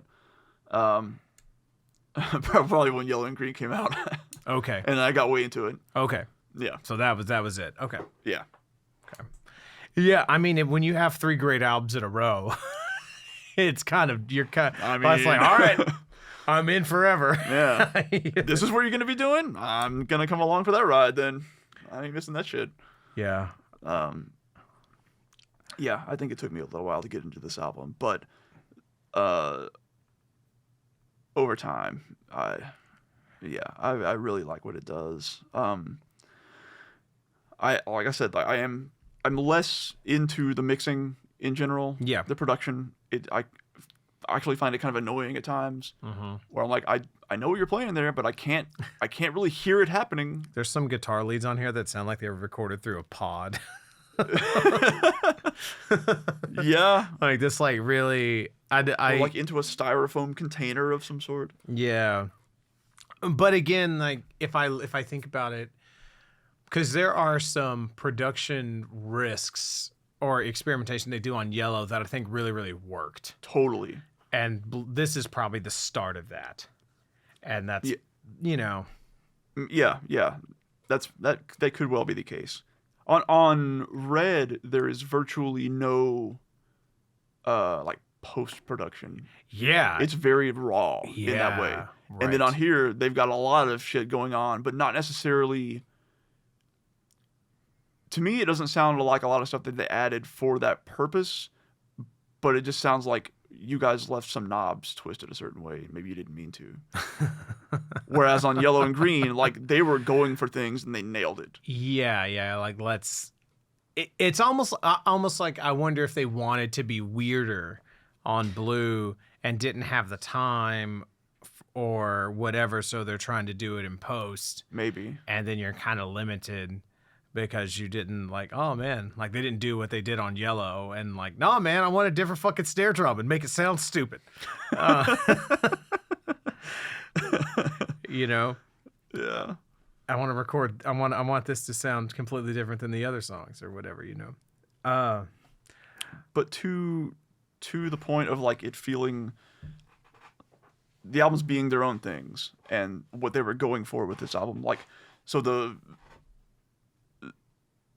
they still have their, like, they do things in their harmonies and their melodies where it's like they will like shift into a major key here and there, and it just gives it a cool like triumphant feel. They do that a lot. Sure. It's really cool thing that they do all the time, and it works well with how their lyrics come across.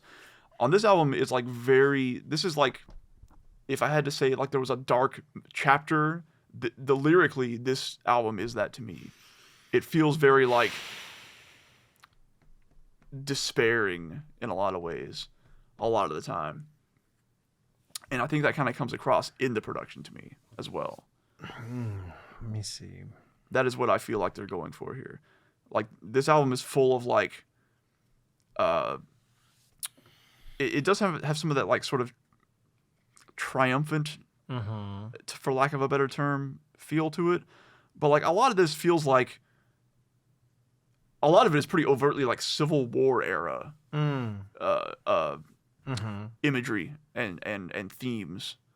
And there's also like a lot of there's a lot of Christian imagery as well. Christian imagery, Which like I'm always a sucker for. But also like seafaring pagan imagery. Yeah, they do that all the time. Yeah. But the Civil War aspect, the sort of like old frontier war, is big on a lot of these tracks. Okay. I think some of these are explicitly about like how the South saw themselves after they were defeated. Interesting. And things like that. And like the cavalry riding into battle. Like Horse Called Golgotha is that explicitly. Okay. One of the things I noticed about the lyrics here is how often food is mentioned. Yeah. Yeah, true, actually. And that does carry on to the next one. It does. Like, how often is there something mentioned in a song that it is conventional for you to put in your mouth and swallow? Yeah, like a lot of allusions to food. Like the sweetest curse is, you know, something, something, something, something, something, something, chamomile, soft and sweet, sea salt, silver meat. You know? Yeah. True, yeah. Jake Leg is all about wine, and, you know. Yeah. I think you could go through and honey skin in Still Sleeps the Eye. Like, I think you might be able to find one in every song. I think you're right, yeah.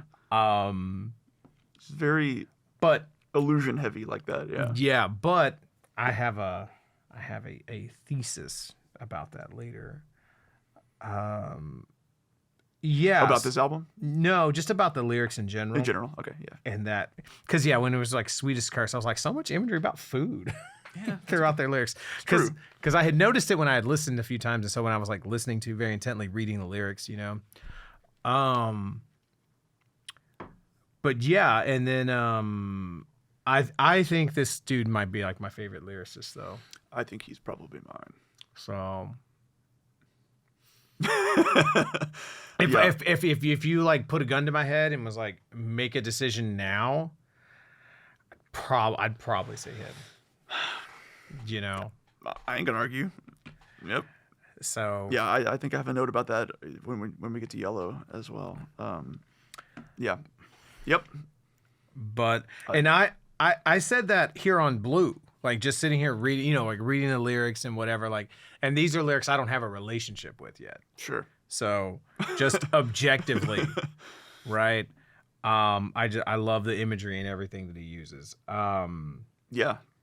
Absolutely. So that fucking riff on Jake Leg, that opening riff melody. That one? Yeah. No, you mean the lead? No, that's what sounds like it was recorded in like a fucking I don't know, a pile of aluminum foil or something. Yeah. That thing. Oh. Gotcha. I thought you meant the lead that comes in after that, but yeah. Sorry. Yeah. Yeah. So, but like, hell man, of a like, lead. That fucking like. Hell of a riff. Oh, and like just that kind of. Like, it's just such a. And this is another thing, like just from a drummer perspective, man. Like, I know that I'm kind of, like, I don't feel this, and I'm kind of shitting on this feel or this record a little bit or whatever, man. Like, it's really difficult to play those tempos at the energy that this drummer's playing them at. You know, like, it's one of those things, like, cause sometimes it's easier to play faster things, you know what I mean? But to you know, just sit in that like right, that like full wrist all the time. Man, it's it's a unique skill to hold that intensity in that pocket. So, I mean, if across their entire catalog, but this album in particular, like, has a ton of energy. Yeah, very Just much, constantly, so. almost. Very Even, much so. There are slow things that break it up, but like, yeah, a lot of these songs, especially the first few right in a row, super energetic. Yeah. So anyway, that's on the gnashing, I love the riffage at the end. I really loved Horse Called Golgotha, Ower and Hyde. I mean, I really liked all the songs. I don't have much insightful to say beyond that, That's fair. Yeah, this is a much tougher album to get into. I expected that would be the case. Yeah. But I did come around to liking it. You know what I mean? Yeah. Or to like legitimately like fucking rocking out, listen to it like this. Yeah, man. Arr! Yeah. And that took work. Sure. For me to get to that point. Because I was like, okay,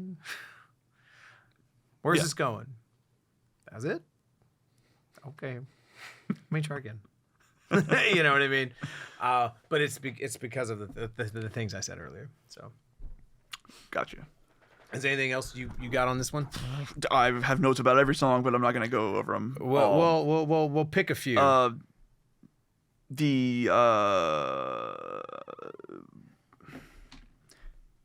Let's see.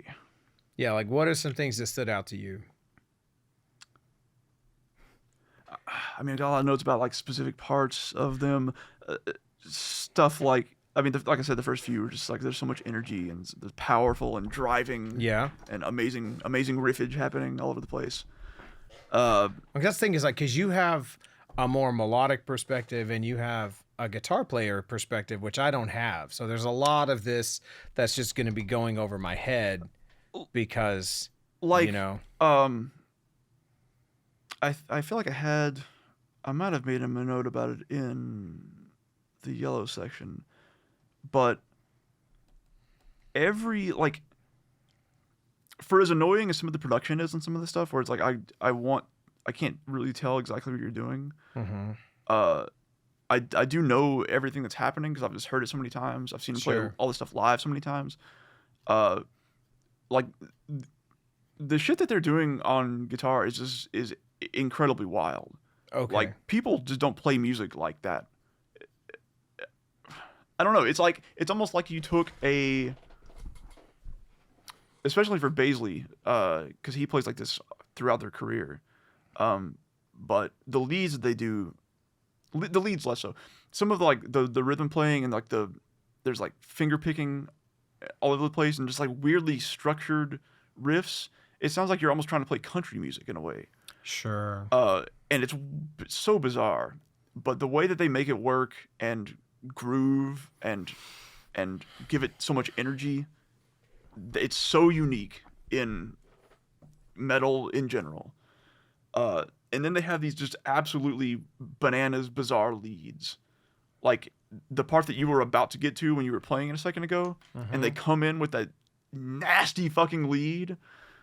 It's the nastiest lead I've ever heard come in, and it drops in out of nowhere. So, let it go through this part here.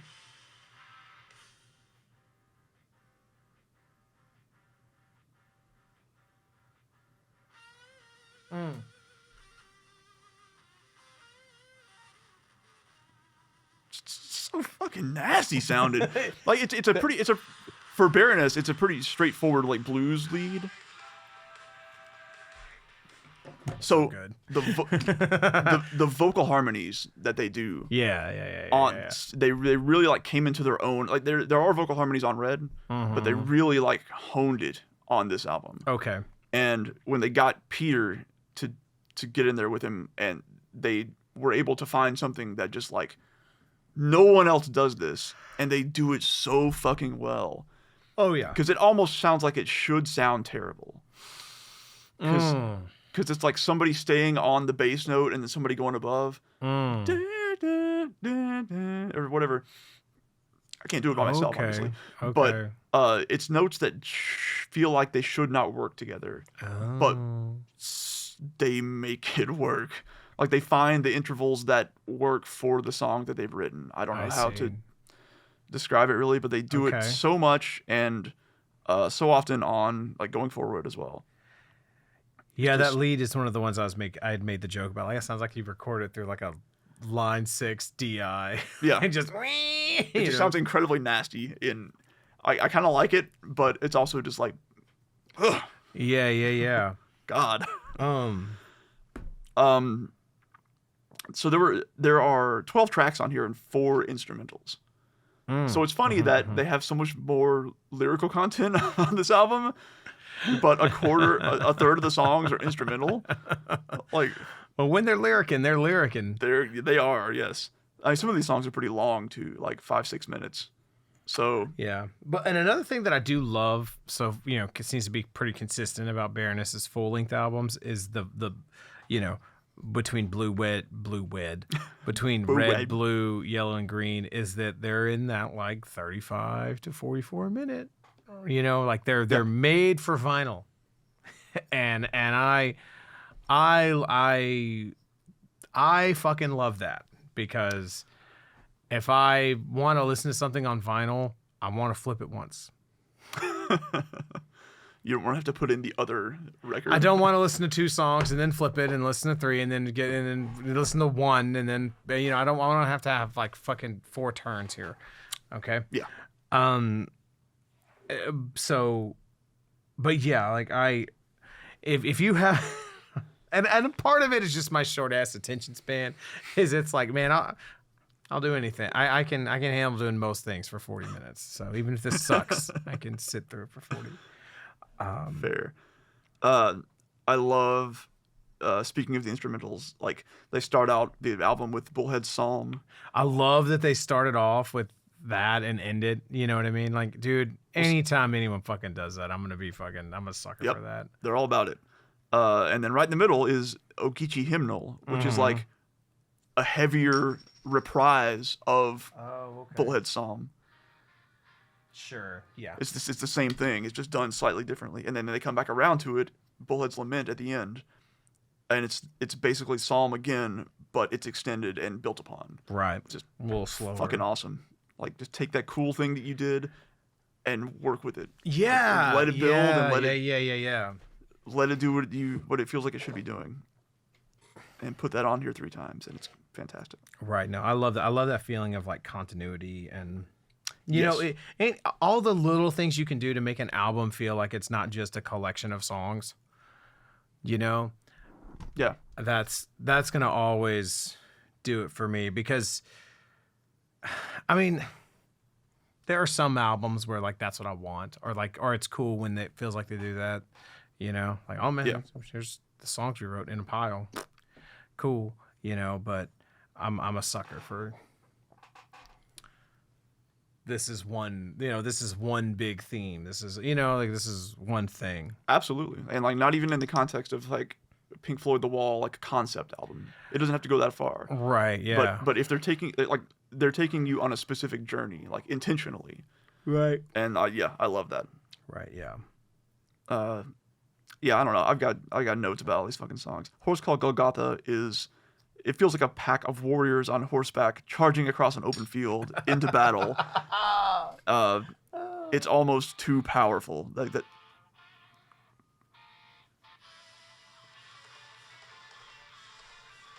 So as it goes from this section to the next. Sure, yeah. Yeah. It is really interesting to sort of consider how, like, if you try to deconstruct their music, how complex and how goofy the parts are, and yet the emotional potency of the whole. Yeah. Is, like, I have to attribute that to like the fact that they're being thoughtful and intentional about that. Like, they're going for something that is emotional. It's meant to be resonant. in some way, and so because they're like aiming for it, they're able to put it in there. Right. And it is rare that to find music that is this quote unquote progressive that still feels like it is prioritizing emotion. Yeah. I guess that might be the most unique thing about them. I think so. I think yes. Because there's, I mean, even, you listen to like Thomas in interviews with Meshuggah, and, they act like deliberately, like, do you feel like your music is, more visceral or more cerebral or whatever? And he's like, I think our music is very cold.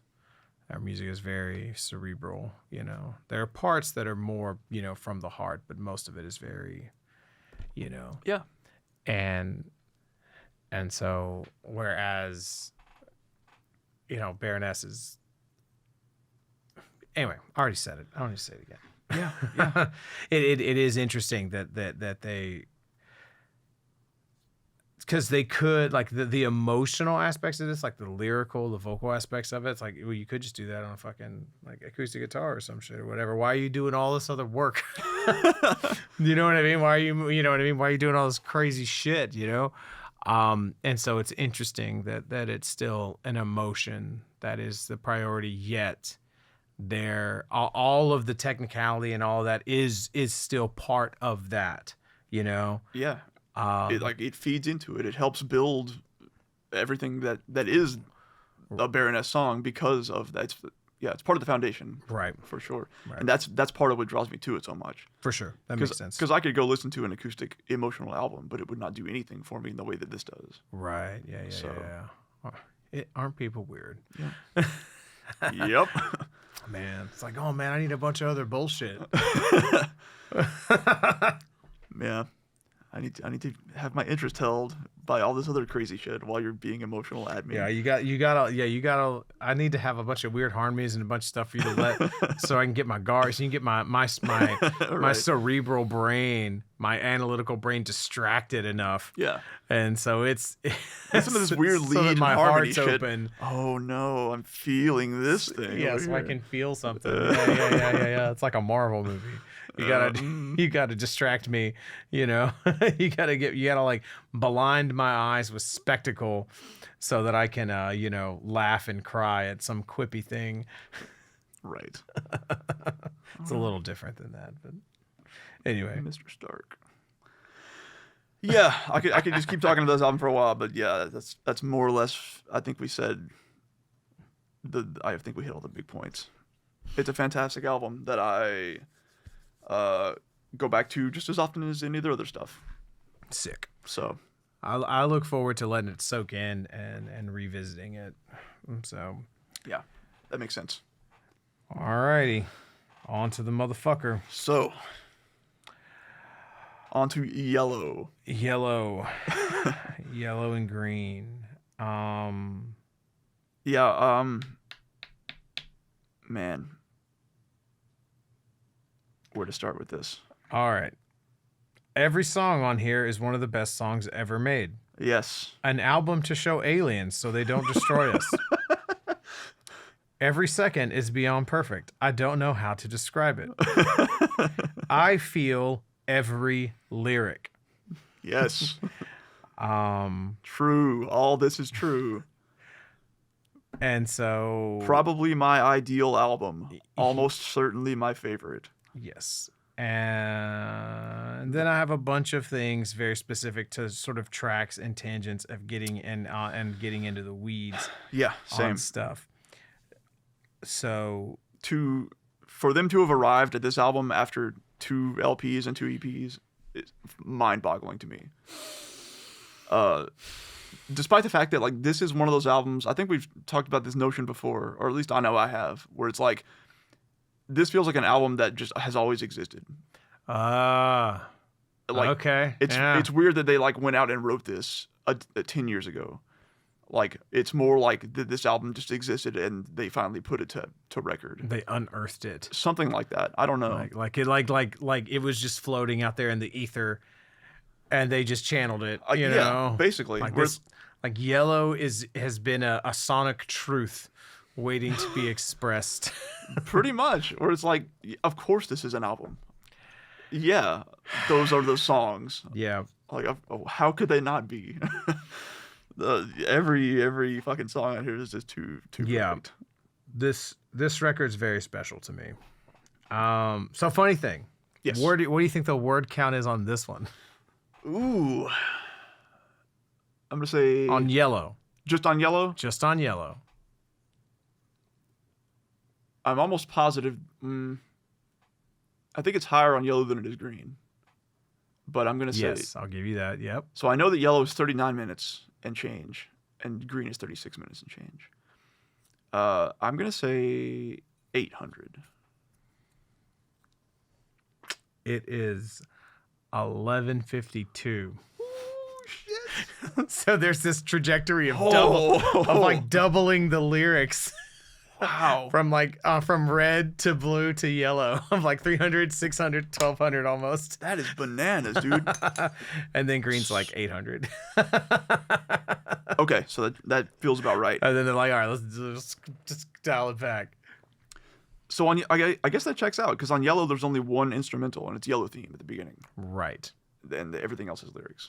Yeah. On Green there are 3 instrumentals, so that also checks out. Damn. And the songs are very lyric heavy. Yes. Yeah. But they don't feel cramped or anything. No. Because they're perfect. Because they're yeah. What am I even talking about? Of course. So something that I can only speak to like the meaning that I gleaned from it personally. So I have no idea what John meant. Sure. I generally don't either. Like there are some themes that are more obvious than others. Like there are explicit drug references, or like addiction references, or alcoholism, or things like that. Right.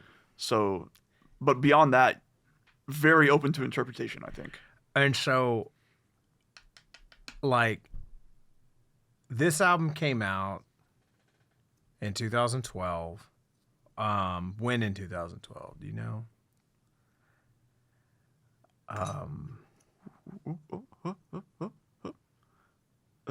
July 17th. July 17th. So I don't know when I started listening to it, but at the very end of 2012, beginning of 2013, that's when this, I know that this was in my heavy rotation by like spring 2013. Okay. And that was whenever I was going through a breakup with someone who was an addict. Right. And that is why Yellow is, that's why Yellow, specifically Yellow, because the lyrical themes of Yellow and Green are different. Yes.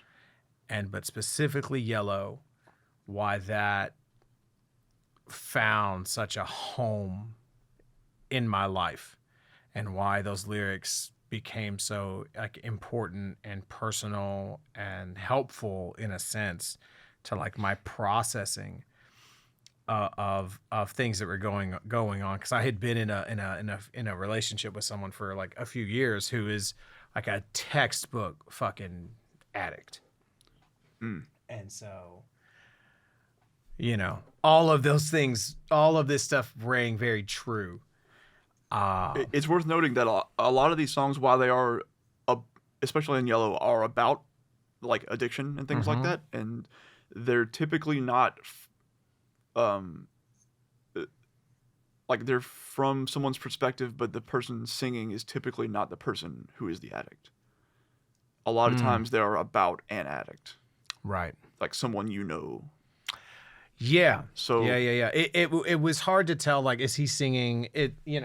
Is he singing in like third person about himself? Is he singing about the drug itself? Is he, and sure, is he flipping that? Right. You know what I mean? Because it could be any of those. There's all sorts of, I guess what I'm saying is it's really in the first person about himself.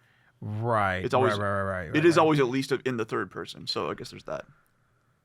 And so, you know, that I think that is the reason why I settled into Yellow the way that I settled into it, and why it's so like important to me. Yeah. Yeah. That makes sense. Because yeah, man, dating addicts fucking sucks. What is it? The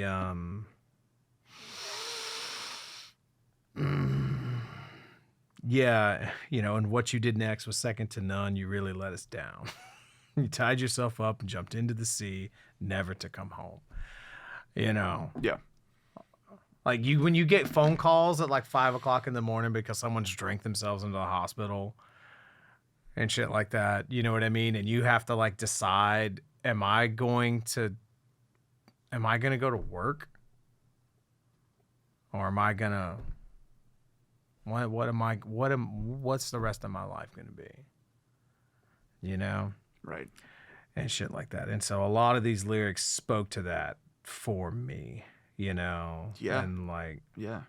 you know. That makes sense. That's what a lot of it's about. So Yeah. But it's all so fucking good. Yeah. Anyway, I can, you know, lyrics like mantras. You know, like take my bones away, and you know, you lead the way, I'll follow. Yeah, those specific lyrics were March to the Sea. Yeah, the first ones were March to the Sea. That you just wrote. Yeah. The general note I have about the lyrics is just like the biggest draw for me. This goes for this album and all their other stuff really, but like the biggest draw for me with their lyrics, especially as someone who isn't always into lyrics all that much. Right. Yeah. Because lyrics aren't your fucking jam. Often. Yeah, it's not generally what I come to a lot of music for. Is basically what it is. But here, it's a big part of what I come to this for. It feels like all of their lyrics are written. I mean, they're all written by John. Maybe input from other people here and there, but primarily John Baisley writes the lyrics, who also sings them. It feels like they're written by someone very intelligent, thoughtful, and with imagination, but without pretension or like an overblown ego. It's a lot of times it's seeing something and thinking. It feels like they're very thoughtful. Yeah. And considered, and then put through a lens of sort of imagination and sometimes bizarre illusion. Right. But always like with a sort of human emotional core to them. Yeah, and it touches like the heaviness and the intensity of metal emotion or whatever, but without the coldness or the sort of ridiculousness of metal lyrics. Yes. You know, like there's no like I'll slit your throat and fuck the wound, and there's no, you know what I mean? There's none of that. Yeah. You know what? Or there's none of the, you know. Anyway, I mean, it's not usually, if ever, very fantastical. That's the word. Yeah. And detached in that way. Yeah. Like detached is the word. In almost all their songs, there's like some amount of despair and regret, but also with a sense of like hopefulness and or like perseverance. So it never almost feels like outright optimism, and he's never writing about happy things, or very rarely anyway. Right. But it always feels on an upward trajectory in a way. To me, I don't know if I agree with that yet. So just the image. Go ahead. I was gonna say the last part of that sentence was going to be, to me, there's a hopefulness and perseverance, but most of the time, but always acknowledgement. And so it's like, we're going to talk about some things, and they're not always going to be great, but there's always a reason why we're going to talk about them and think about them, I guess is what I'm trying to get at. I see how you could glean that meaning. So there, all right, I'm trying to think of like the best way, because I have like too much to say about the lyrics and I don't know how to get it out. So on the song Sea Lungs, you know,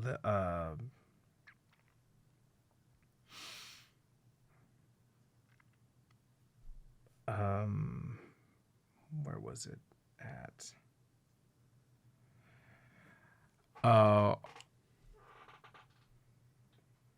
And I have petitioned the deep, you know, better to brace for death than die for a promised land. You know, why are you so sad? Your tears are no match for mine. I'm eternal sea, and you are a drowning man. You know, all that shit, right? Yeah, amazing. So it was while listening to that one that like some things clicked to me for like the lyrical themes overall.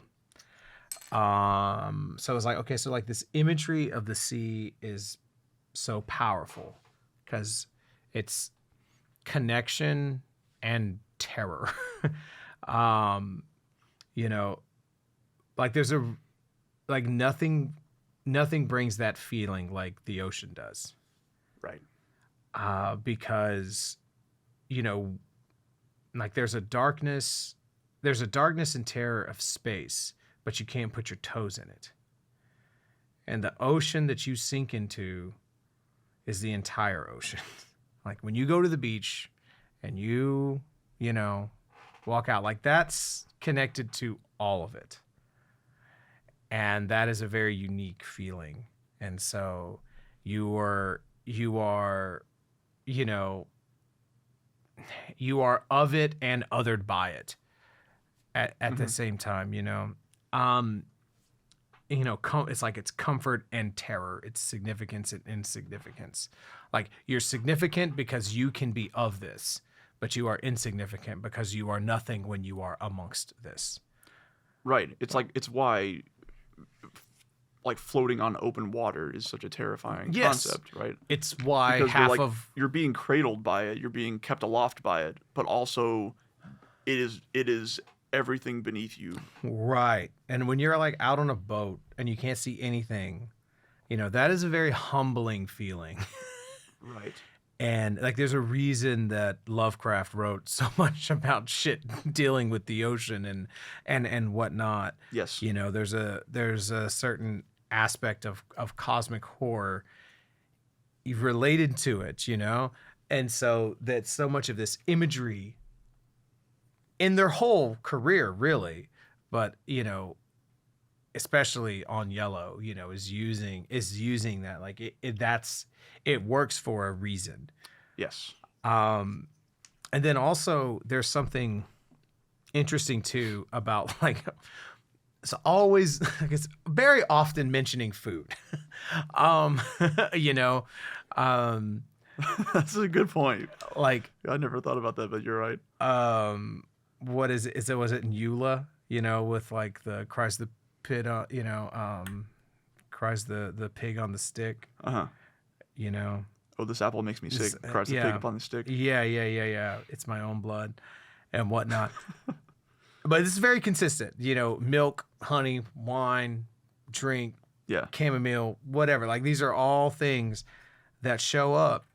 And so, but to me, what it's very unique and it's very important, and it's there for a reason because it connects you to your body. And that is very different. That speaks to what you were saying earlier about there's nothing fantastical about it, right? You know, there's a certain uncomfortable nature about that, but because it like puts you here and now, like the thought of tasting an apple, the thought of having tea, you know, all whatever, you know what I mean? But it's in your body and it's not aloof and it's not distant like most metal is. It is stinking and it's divine. Yeah. I don't really know how a good way to describe that other than it feels like pagan in a way. Yeah. Almost like very, very like of the earth, but also semi-mystical. Well, it's not in meaning because pagan in the sense that it hasn't stripped the body of its sacredness, and it hasn't stripped the senses of their sacredness, which is what Christianity does. Right. Like sex isn't sacred, food isn't sacred, you know, blah blah blah blah blah blah blah blah blah blah blah blah blah blah blah, you know. But paganism doesn't do that, and so maybe that's an aspect of it. Yeah. As to, you know, why it tracks is that, like, because he's using this to invoke very important themes and very important things. You know, he's like, I mean, he's screaming these things. You know what I mean? Like when you're screaming about chamomile tea, it better be fucking important, you know? Right. Pies upon the sill and shit. That white windowsill. There it is. Yeah. Oh man. So that's like a thing, a general thing for the lyrics of like how they sort of hit me.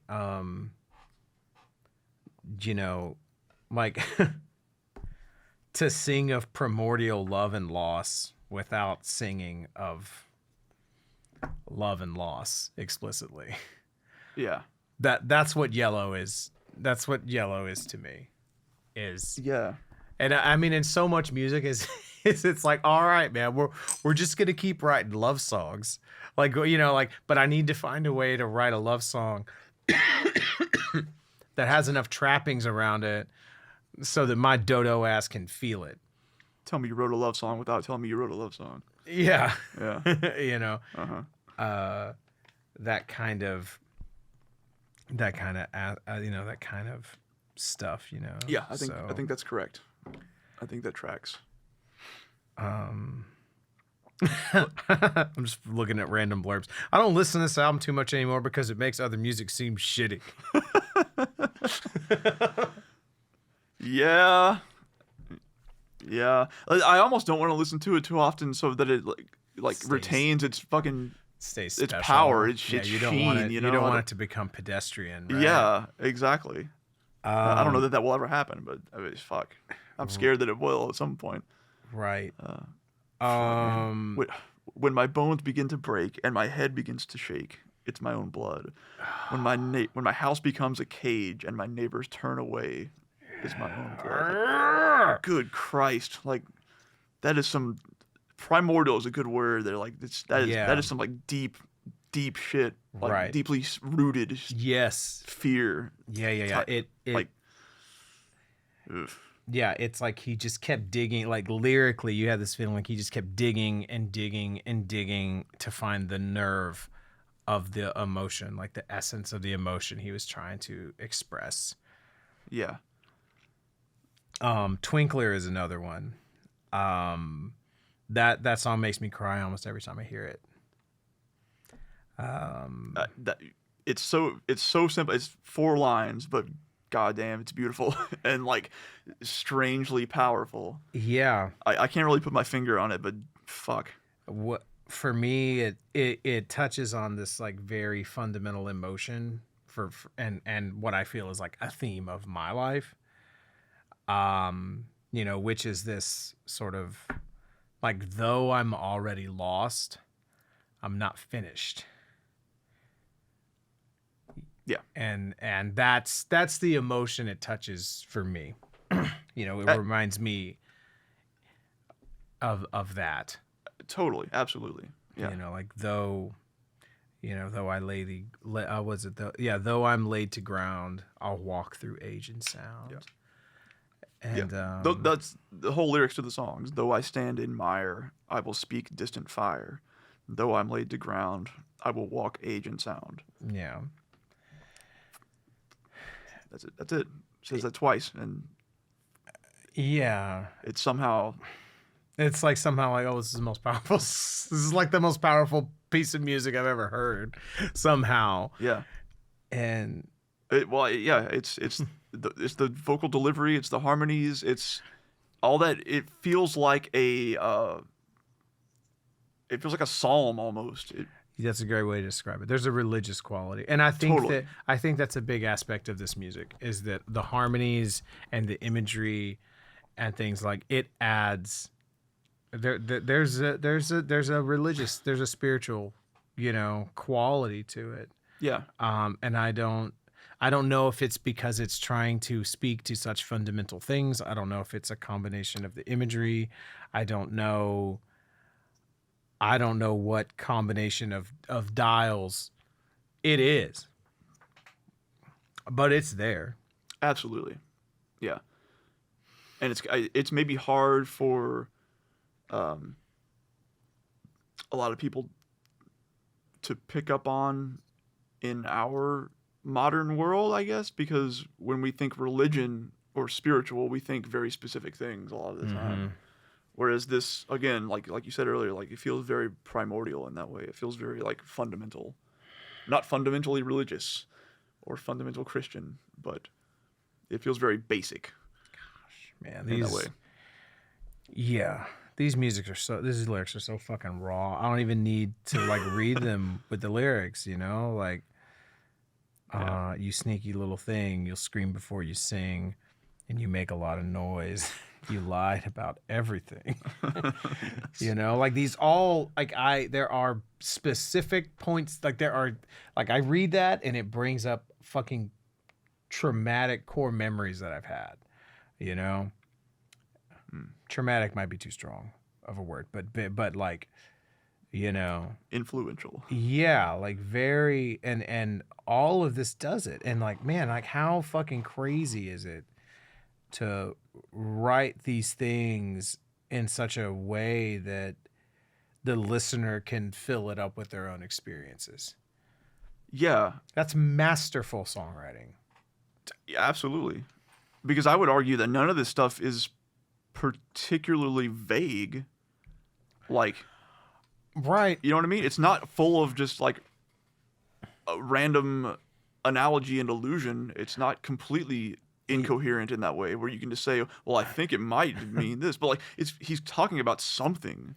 Yeah. But it might mean something else to you. But he does it in a way that like is able to let that happen. He does it. Yeah. It's not like sort of, you know, Anthony Kiedis word salad, right. Like stream of consciousness on a restaurant napkin, never edited.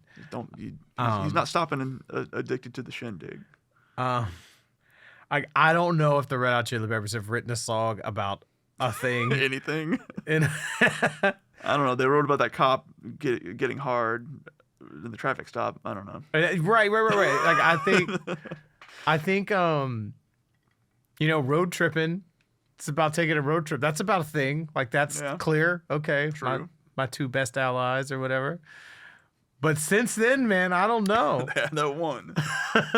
and that's one, that might be the only one on that album. On California, like that, you know what I mean? There's lots of shit on Blood Sugar Magic that you're like, oh, I know what that's about. You tell the story about like, you know, a fucking cop, you know, or whatever. Being hopeless under the bridge. That's about a thing. Under the bridge downtown. You said what and where. That's all you need. But yeah, John Baisley, not like Anthony Kiedis. No. No.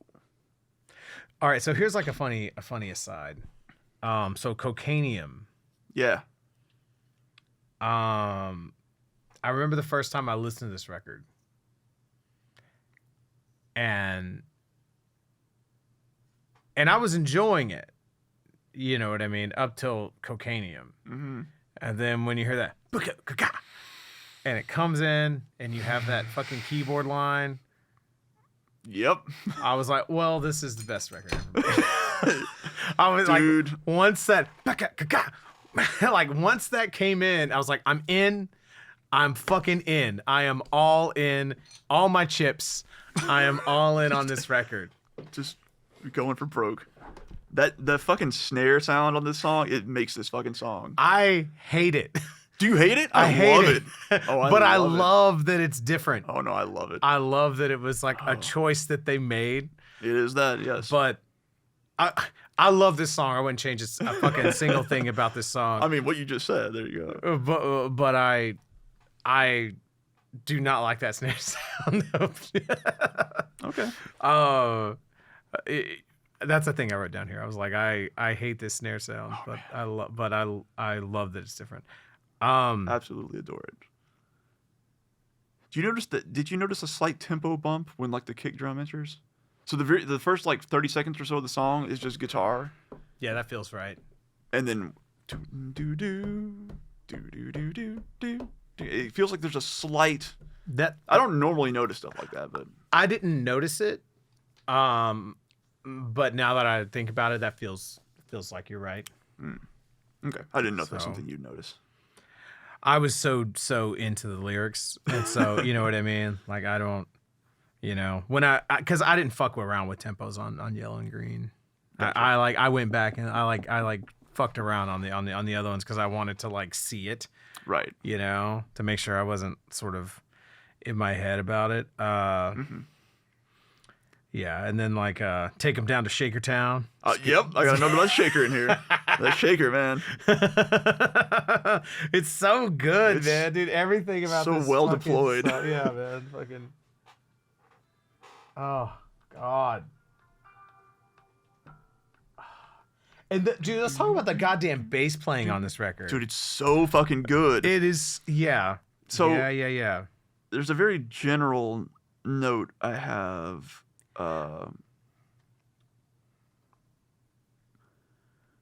More than most, this album offers equal riches from every instrument.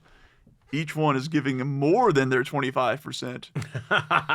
I would agree with that, and I think the rhythm section really shines on these records. Totally. In a very different way than they shine on Red. And so, I mean, these still feel like very song focused. Yeah, compositions. Right.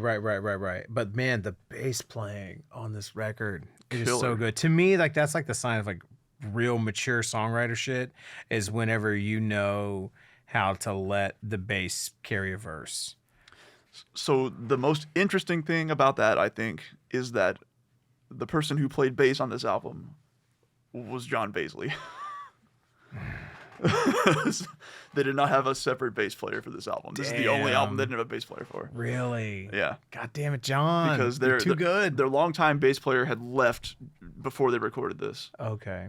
Summer Welch, I think his name was. That's right. And so when it came time to record this, he was like, well, we don't have a bass player, so I'm just going to do bass.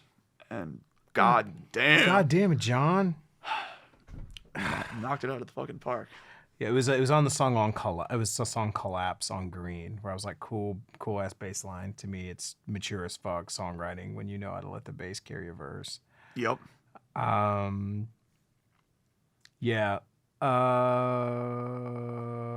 Okay. Here's some funny shit on Back Where I Belong. Okay, so I have a lot to say about this song. So the first thing I'll say is the funny thing. What is it? Where is it? Here's the rub. There's no difference between poison and the cure. I wrote, I hope he means that poison and the cure.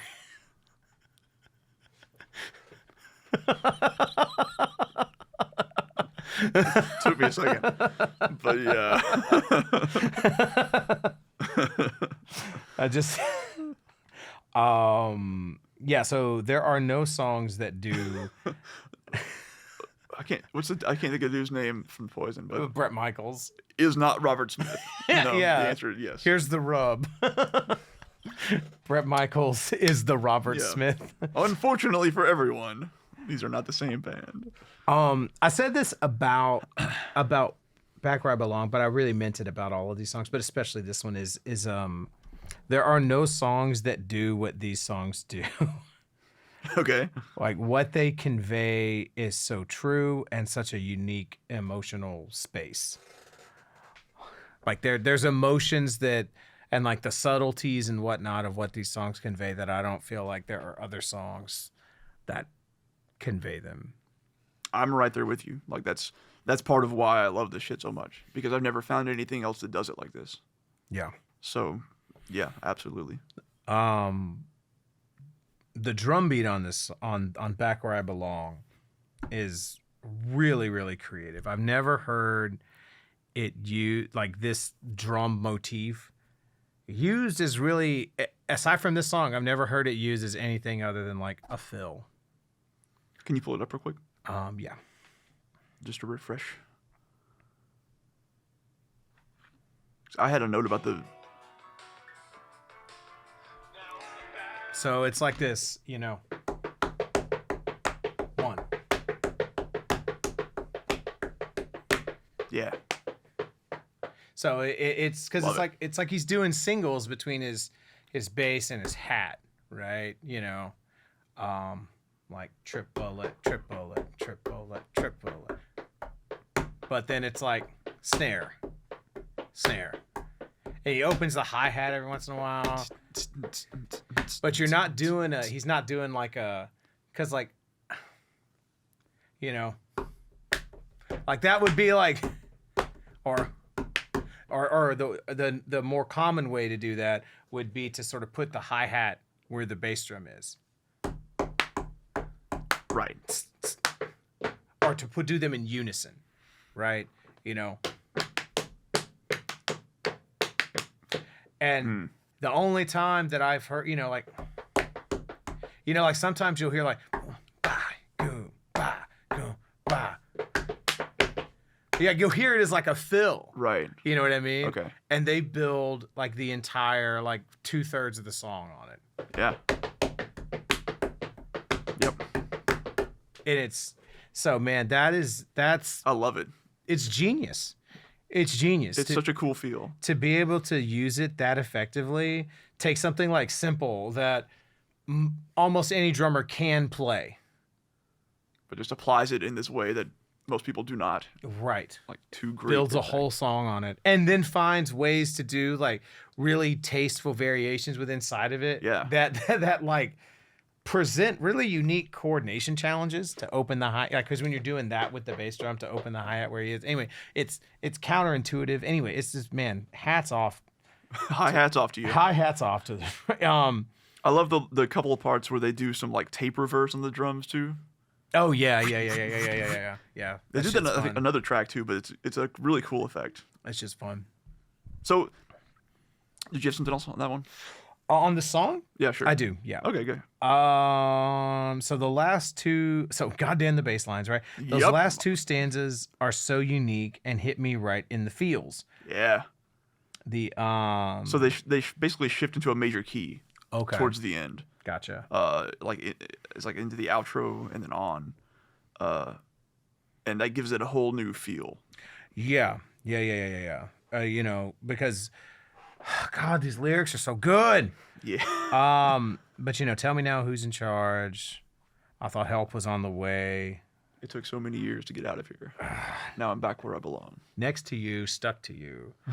Because, like, man, when you are in the intensity of the back and forth of the relationship you have, like, with someone, because, like, if they can get addicted to heroin or alcohol or whatever, they can also get addicted to you. And when it works, there's nothing that feels like it. Like, the intensity of a relationship like that is consuming. And so, there's other songs, like there's songs, towards the front end about like very negative things. And then there's other songs, and then there's songs like this where it's sort of,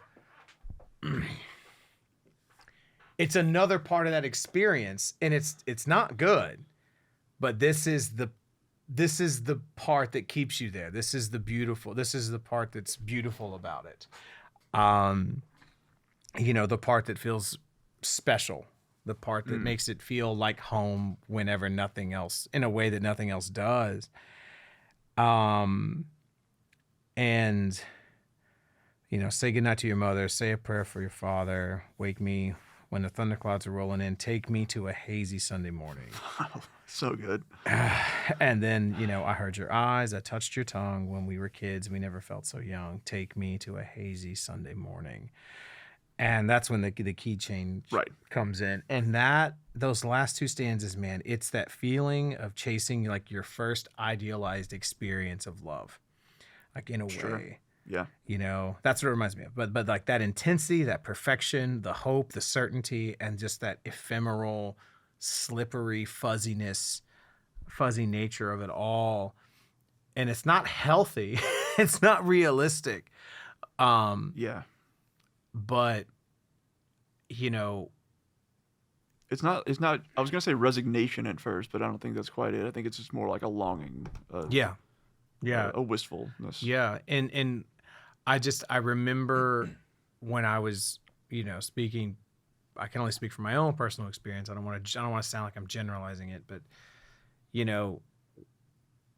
having a relationship that was that intense with someone, because that's the thing, man. Like sometimes people who are addicts, like just so they can feel anything, everything is dialed up to 100. You know what I mean?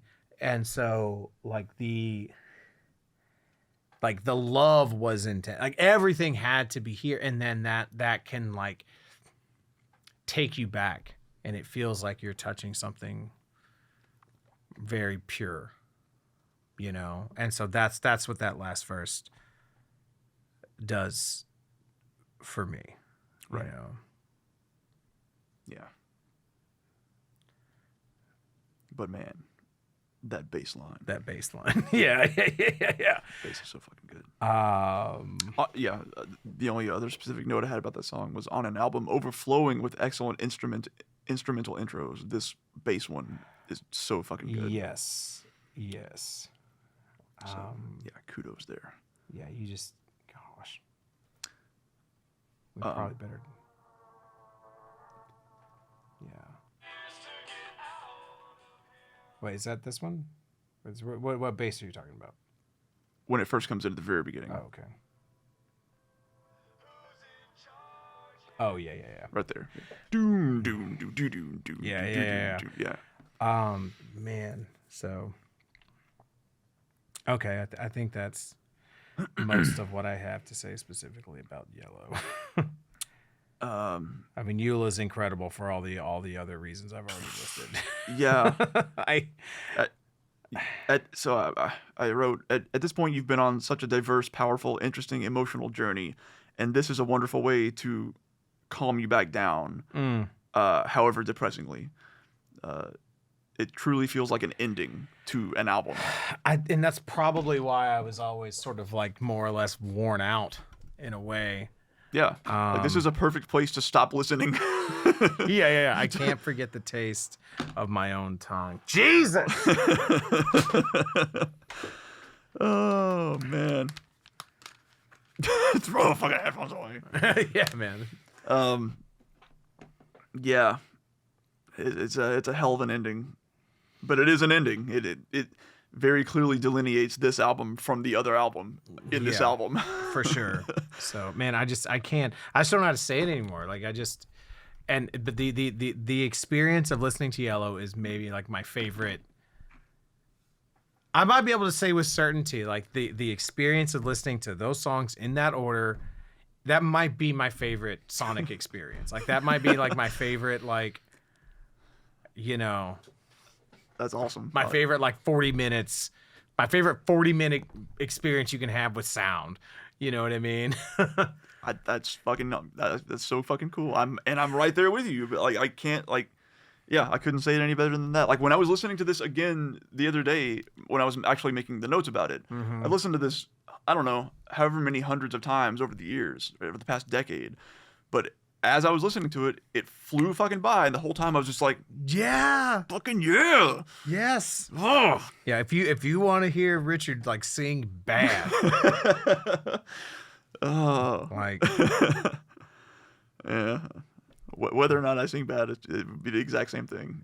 So, if you want to hear me sing to an album with absolute confidence, regardless of how good or bad it sounds, this is one of them.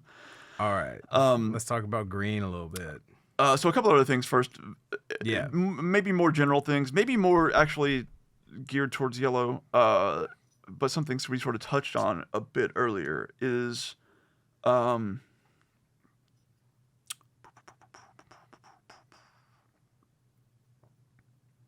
there's so much subtle effects work all over this album.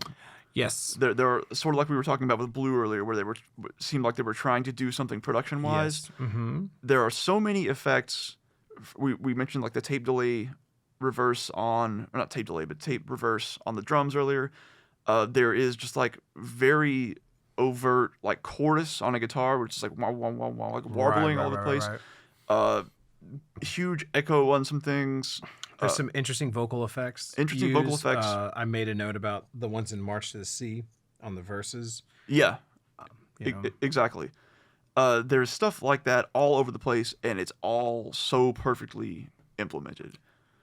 Every little bit of it feels like it belongs there. Right. If I would have spent more, I think I would have noticed more of that if I had spent more time with it on this go around. But I spent most of the time listening to Blue, kind of trying to crack it. You know what I mean? And so the times I was listening to Yellow, I was just all in my feels. Right. Which is, again, just sort of another testament to how well everything on it is done, that, you don't notice that amidst all that, like they're still, like, the priority of those effects is still conveying that emotion, Yeah, exactly.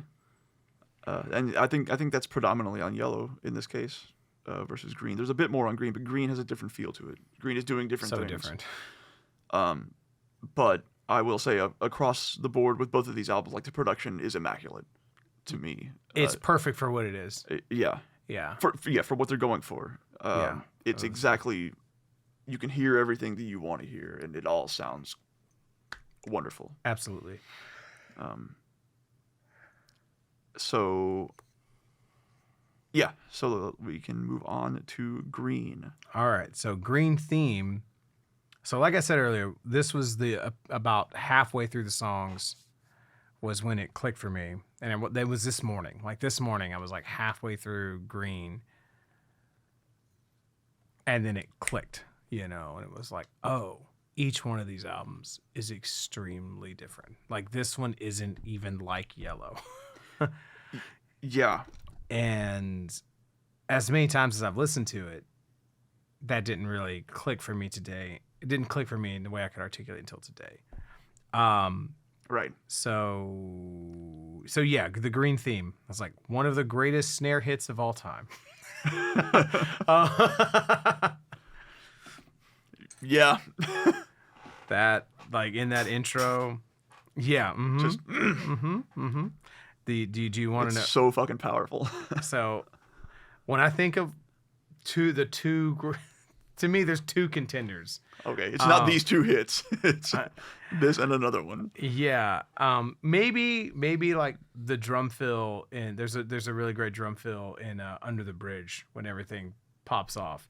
Right. Yeah. But one of my favorite ones is this right here.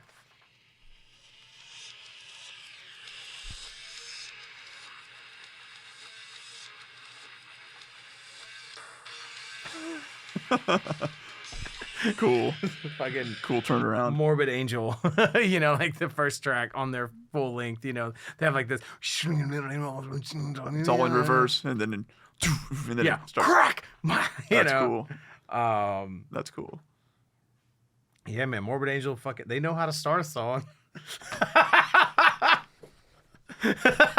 After that, it's anyone's guess. Anybody's game. But yeah, man, that in Green, whenever, what I'm talking about, man. Yeah, God damn it, just this gorgeous guitar and bass for a while, and then the song comes in.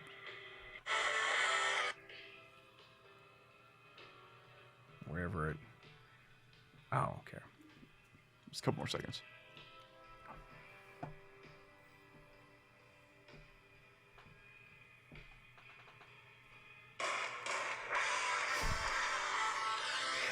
Oh man, a less like, and then it's so goddamn loud. Yes. And then it's man, it just lets you know they're not cowards. Bravely putting this loud snare hit here. All right, so God, that track is so fucking good. Yeah. I love the idea of having, because each Yellow and Green is a half of a whole here, but they're very distinct. Mm-hmm. And I love the idea of having a theme for each one, and they do successfully each set the stage for what you're going to be getting. Yeah. For sure. It's such a cool. It's similar to what they did with Blue, with the different bullhead themes Right. on Blue. Yeah, for sure. But in a different way. So on Board Up the House, it's very interesting to me, like especially given the bullshit that occurred to me about like the imagery of the sea and all this sort of stuff, blah blah blah blah. And the very first line is "Take me away from the ocean." Oh yeah. Damn. Good call. And so, to me, this is what sort of teased out. This album almost thematically works in sections to me, like lyrically, like Board Up the House, Mountains, whatever it's called, Crown and Anchor. and Full Song they all sort of seem to be about finding like you've found a certain peace and acceptance in that relationship with said addict.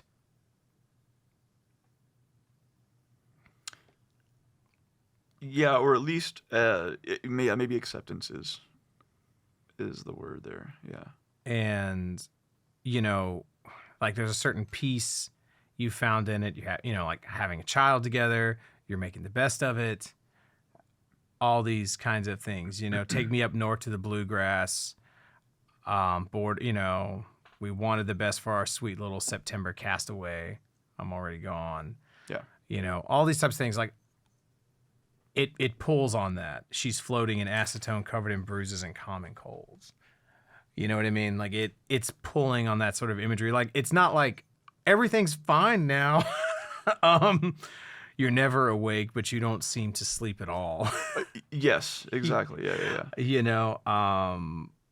And what quivers and shakes, what fills your stomach and clogs your veins. Yes. Yeah. Steady the hand that lays the dogs to rest. Barbitals in decay. Yeah, steady the hand that lays the child to bed in the first round too. Yeah, right. Yes. We will never sleep. We will never wake. We will drift away. Man, that feeling right there. I don't know if you've ever experienced that feeling, but that sort of there's something very safe and enticing about, deciding to fade away and drown with someone. Or to sink with someone, so to speak, is the better word. Mm-hmm. And that kind of like perfectly articulates it, and Full Song thematically extrapolates on that further. Yeah.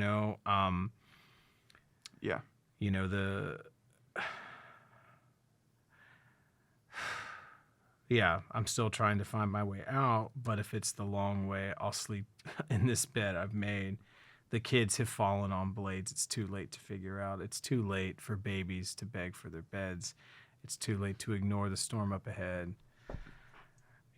Right. When we've, yeah. It's too dark to see my way out.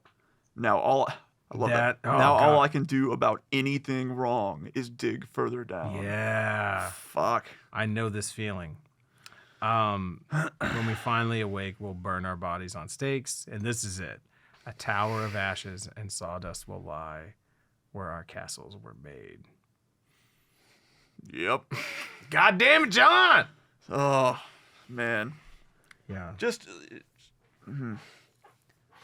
wonderful imagery. I don't know. And so, but to me, that's because I, personally, like I had moments where there were moments, and I say like weeks, like moments, weeks during this relationship I'm talking about where, like she goes to work, I go to work, come home, and like coming home to someone who was so miserable that they were high and blitzed out of their mind when I got home, but they were still very happy to see me, and we still spent time together when I got home. And there was a part of me that became it's like, this ain't so bad. Never mind that during that time period, I didn't see any of my friends. I didn't do anything. Right. I was thinking the other day, I was like, why didn't I fucking, why didn't I, like, why was 2016 or 2017 the first time that I had seen Meshuggah since 2008 or whatever? It's because they came to town during that exact period. And I wasn't going to go, you know what I mean? I couldn't even go hang out with a friend during that time period. Do you know what I mean? Let alone like, and so, Right. But like this, there's no other music that I've ever heard that captured like that feeling of, you know, we can make this work.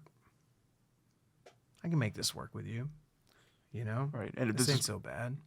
Yeah. If this is what it's going to be, then maybe maybe I'll do that. Yeah. This ain't so bad. Yeah. I'm not, you know, and then, but then there's those other moments of like, this is literally the worst. Because the thing is you get pushed to your limits in relationships like that, where you're like, I don't care if they die. You know, like I'm ready for this to be done. And however they choose to process that and deal with that.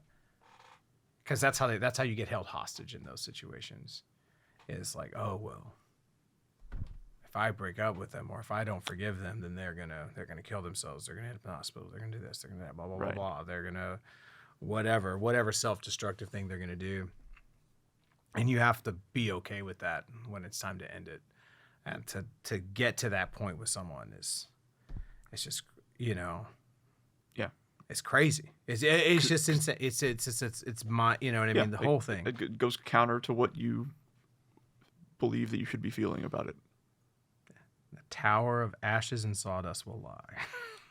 Our castles were made. Because, man, you can dream big with these motherfuckers, man. Like with those. All right. But then it feels like thematically things turn after that song. And it feels like Collapse and Psalms Alive are about different shit.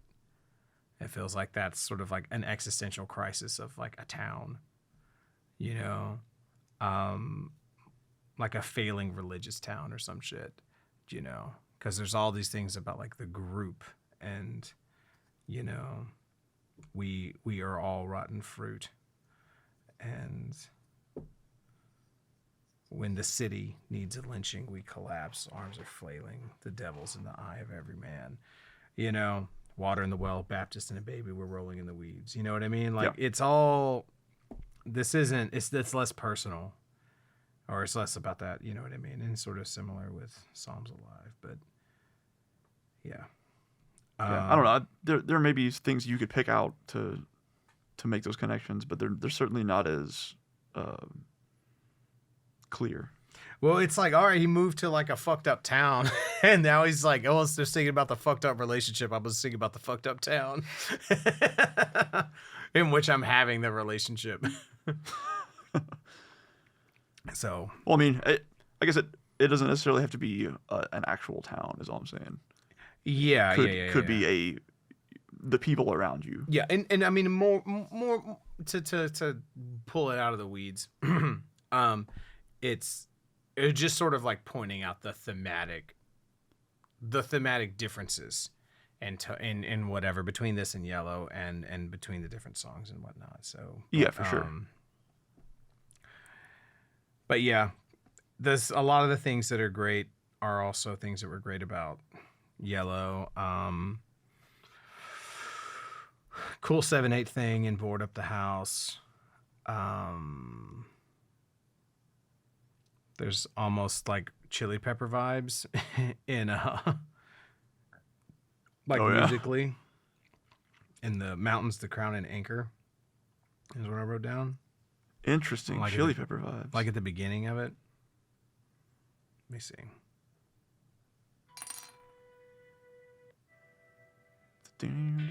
Okay. That right there. Okay, I could see that. I see what you're getting at. It's always struck me that,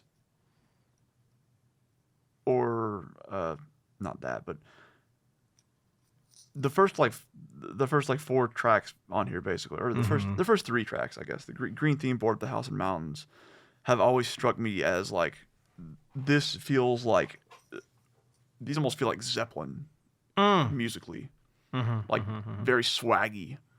Okay. Where Yellow doesn't have any of that. This feels more like we're going for Southern rock. You know, I did have the thought that like, all right, red is metal, blue is punk rock, yellow is like, I don't even know whatever it is. What the fuck to call that? I mean, it almost is. I was getting, you know, like comes to my mind is like singer songwriter, but like in the fucked up Baroness way, it does for me it does for me emotionally what some singer songwriter music does for me, right? But then like green is more like classic rock. Yeah, you know. Yeah, for sure. Like Allman Brothers. Yeah, I think that's exactly right. It feels, yeah, classic rock was what I put down here, with a couple of the things feeling very Zeppelin-esque.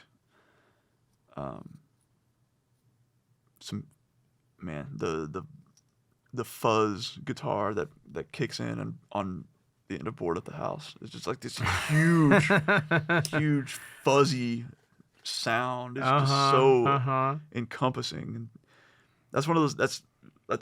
They use it as an effect in that way. Right. Yeah. And not just as a guitar tone. It's so cool. They do it a few other times on this album. Yeah. Something interesting about Fool Song is that these days, they will do that song, and it'll just be John and Gina with the acoustics, and they slow it down, and they draw some parts out even further. It's like hauntingly beautiful. And yeah, I made a note about the last line being just incredible work there.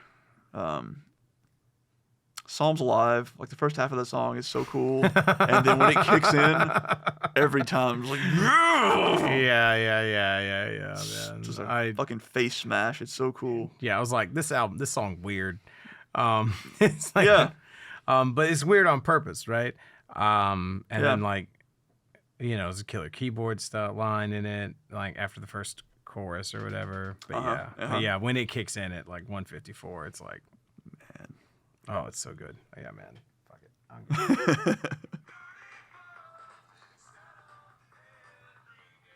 Oh, because it's like when he does the chorus in this part, it's so intense already, right? In a weird way, yeah. But then it becomes actually fully intense later on. That keyboard thing is so cool because it's not. It's just it's all right. There's nothing rhythmically. It's not syncopated in any way, right? Yeah. It's just like the perfect tone and the perfect notes. Oh, the syncopation going on with the drums and stuff is already so much that over it is all it really needs to be interesting. Right. Yeah. Killer. Yeah, man, it's so good. So much energy in there. Yeah, and then Stretch Maker. I'm like, cool. Stretch Marker. My bad. Making some stretches. Auto cucumber over here. There's something in there that reminds me of something. I don't know what it is though. So, well, yeah. Like I was like, this reminds me of Fast Car. Is that what Living this in a is? fast car. Yeah, kind of a little bit. So the fucking note that I have about this is, well, apart that it's just like incredible vibes and great feel and interesting guitar playing all over the place on this thing. I feel like this and a lot of other songs on here should be comparable to some other bands, but I do not know who. Yeah. Yes. It's one of those situations where I can't understand how this album didn't exist already. Yeah, like I said earlier. But yeah, this feels like it should be like, this sounds like something, but I do not know what it might be. That's a good point. Yeah. It's like, oh, cool. Here's the, there's the blah blah blah song. There's the whatever song. But it only ever sounds like Baroness. But you do get these little hints, but they have such a unique sound, and they don't just have a unique sound, they have a unique way of doing everything. Yeah. So it's like a feel to it, and the way they put it together, and the note choices, right. and all this stuff. To where, like, even if they did do something that was exactly like, it's not going to sound like anyone else but them. I wonder why I made... There must be something about that track that hit us both, where it was like, I need to make this note here. Because I made it as a note about the album, but I put it on that track. It's in that chord, it's at that opening chord progression. I guess so, yeah. That's what it is for me. Yeah. Line between, I was like, how about that riffage? I feel like that's the only riffage like this on maybe this entire record. On Yellow and Green. Yeah, maybe so. This song feels more like a song that would have been on Blue in some ways. Yeah. I agree with that. But yeah, I put ending with one of the only up-tempo driving songs on here. Yeah. Is a cool choice to have made. For sure. Yeah, and, killer fucking track. Yeah, and it's like, I can't crack this one either, but there's something here lyrically. But yeah, like we still felt everything, like, and when the bandage is lifted, our scars were newborn, we still felt everything. There's something about that line. It doesn't attach to, I can't pin it down yet, but there's something in there, that's very powerful, I feel like it ties back in with the first part of this, of Green. Mm-hmm. I mean, it does feel much more, it feels, I guess, sort of like you were alluding to earlier, it feels a bit more pulled back, but I think it still feels similar thematically. Sure. Yeah. You've taken this for granted. Please don't take it all away. Yeah. Yeah, it's like pleading in a way. The line between the righteous and the wicked. Yeah, that's what it is. It's about the possible ending of the relationship or whatever, and like kind of almost like begging the person to figure it out. Yeah. Feel the light of day, feel it fade away. So I have taken this for granted. Please don't take it all away. Yeah. Yeah, that's it. That's what it is. And then ending with If I Forget the Low Country, which is just a beautiful come down. Yeah. And incredible way to take it out. So yeah, I've got specific notes about all these tracks, like different parts and stuff, but it's not worth. I don't think it's worth getting into all that. I made it just in case, kind of, and I just wanted to think about it, really.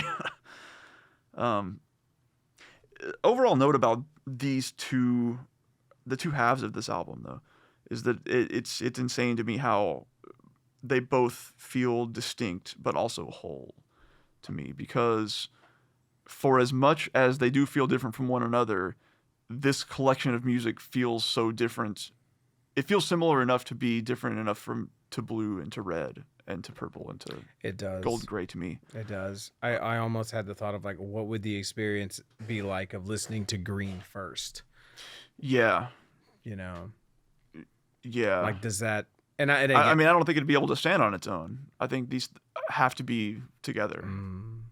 Is how I view them. Right. Yeah. Does Green function by itself? Right. Yeah, I don't know that it would. I think they would have to have more songs in there.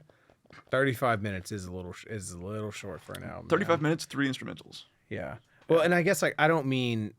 I guess like what I mean. Like content, like full content. What if it was called Green and Yellow? And, you know what I mean? And we heard the Green album. Yeah, in sequence first before Yellow, I don't think it would work. I think that was done that way for a reason. Yeah. So, I think about it like thematically, like from a lyric sense, like what would that change and how does that, just as like a thought experiment almost, Yeah. But no, I think you're right because yeah, I don't want to fill it up with too much of my own personal shit. So, but yeah, man, I give him a 5 out of 10. solid like C plus. Yeah, man. Yeah, it's kind of could see what happens next time. Was that there's like a headlight or something? I don't know why. It has to be like a thumbnail or some shit of like someone giving Fantano shit. It's like, dude, you cried to my album and then you gave it a 7. Yeah. I saw whoever it was.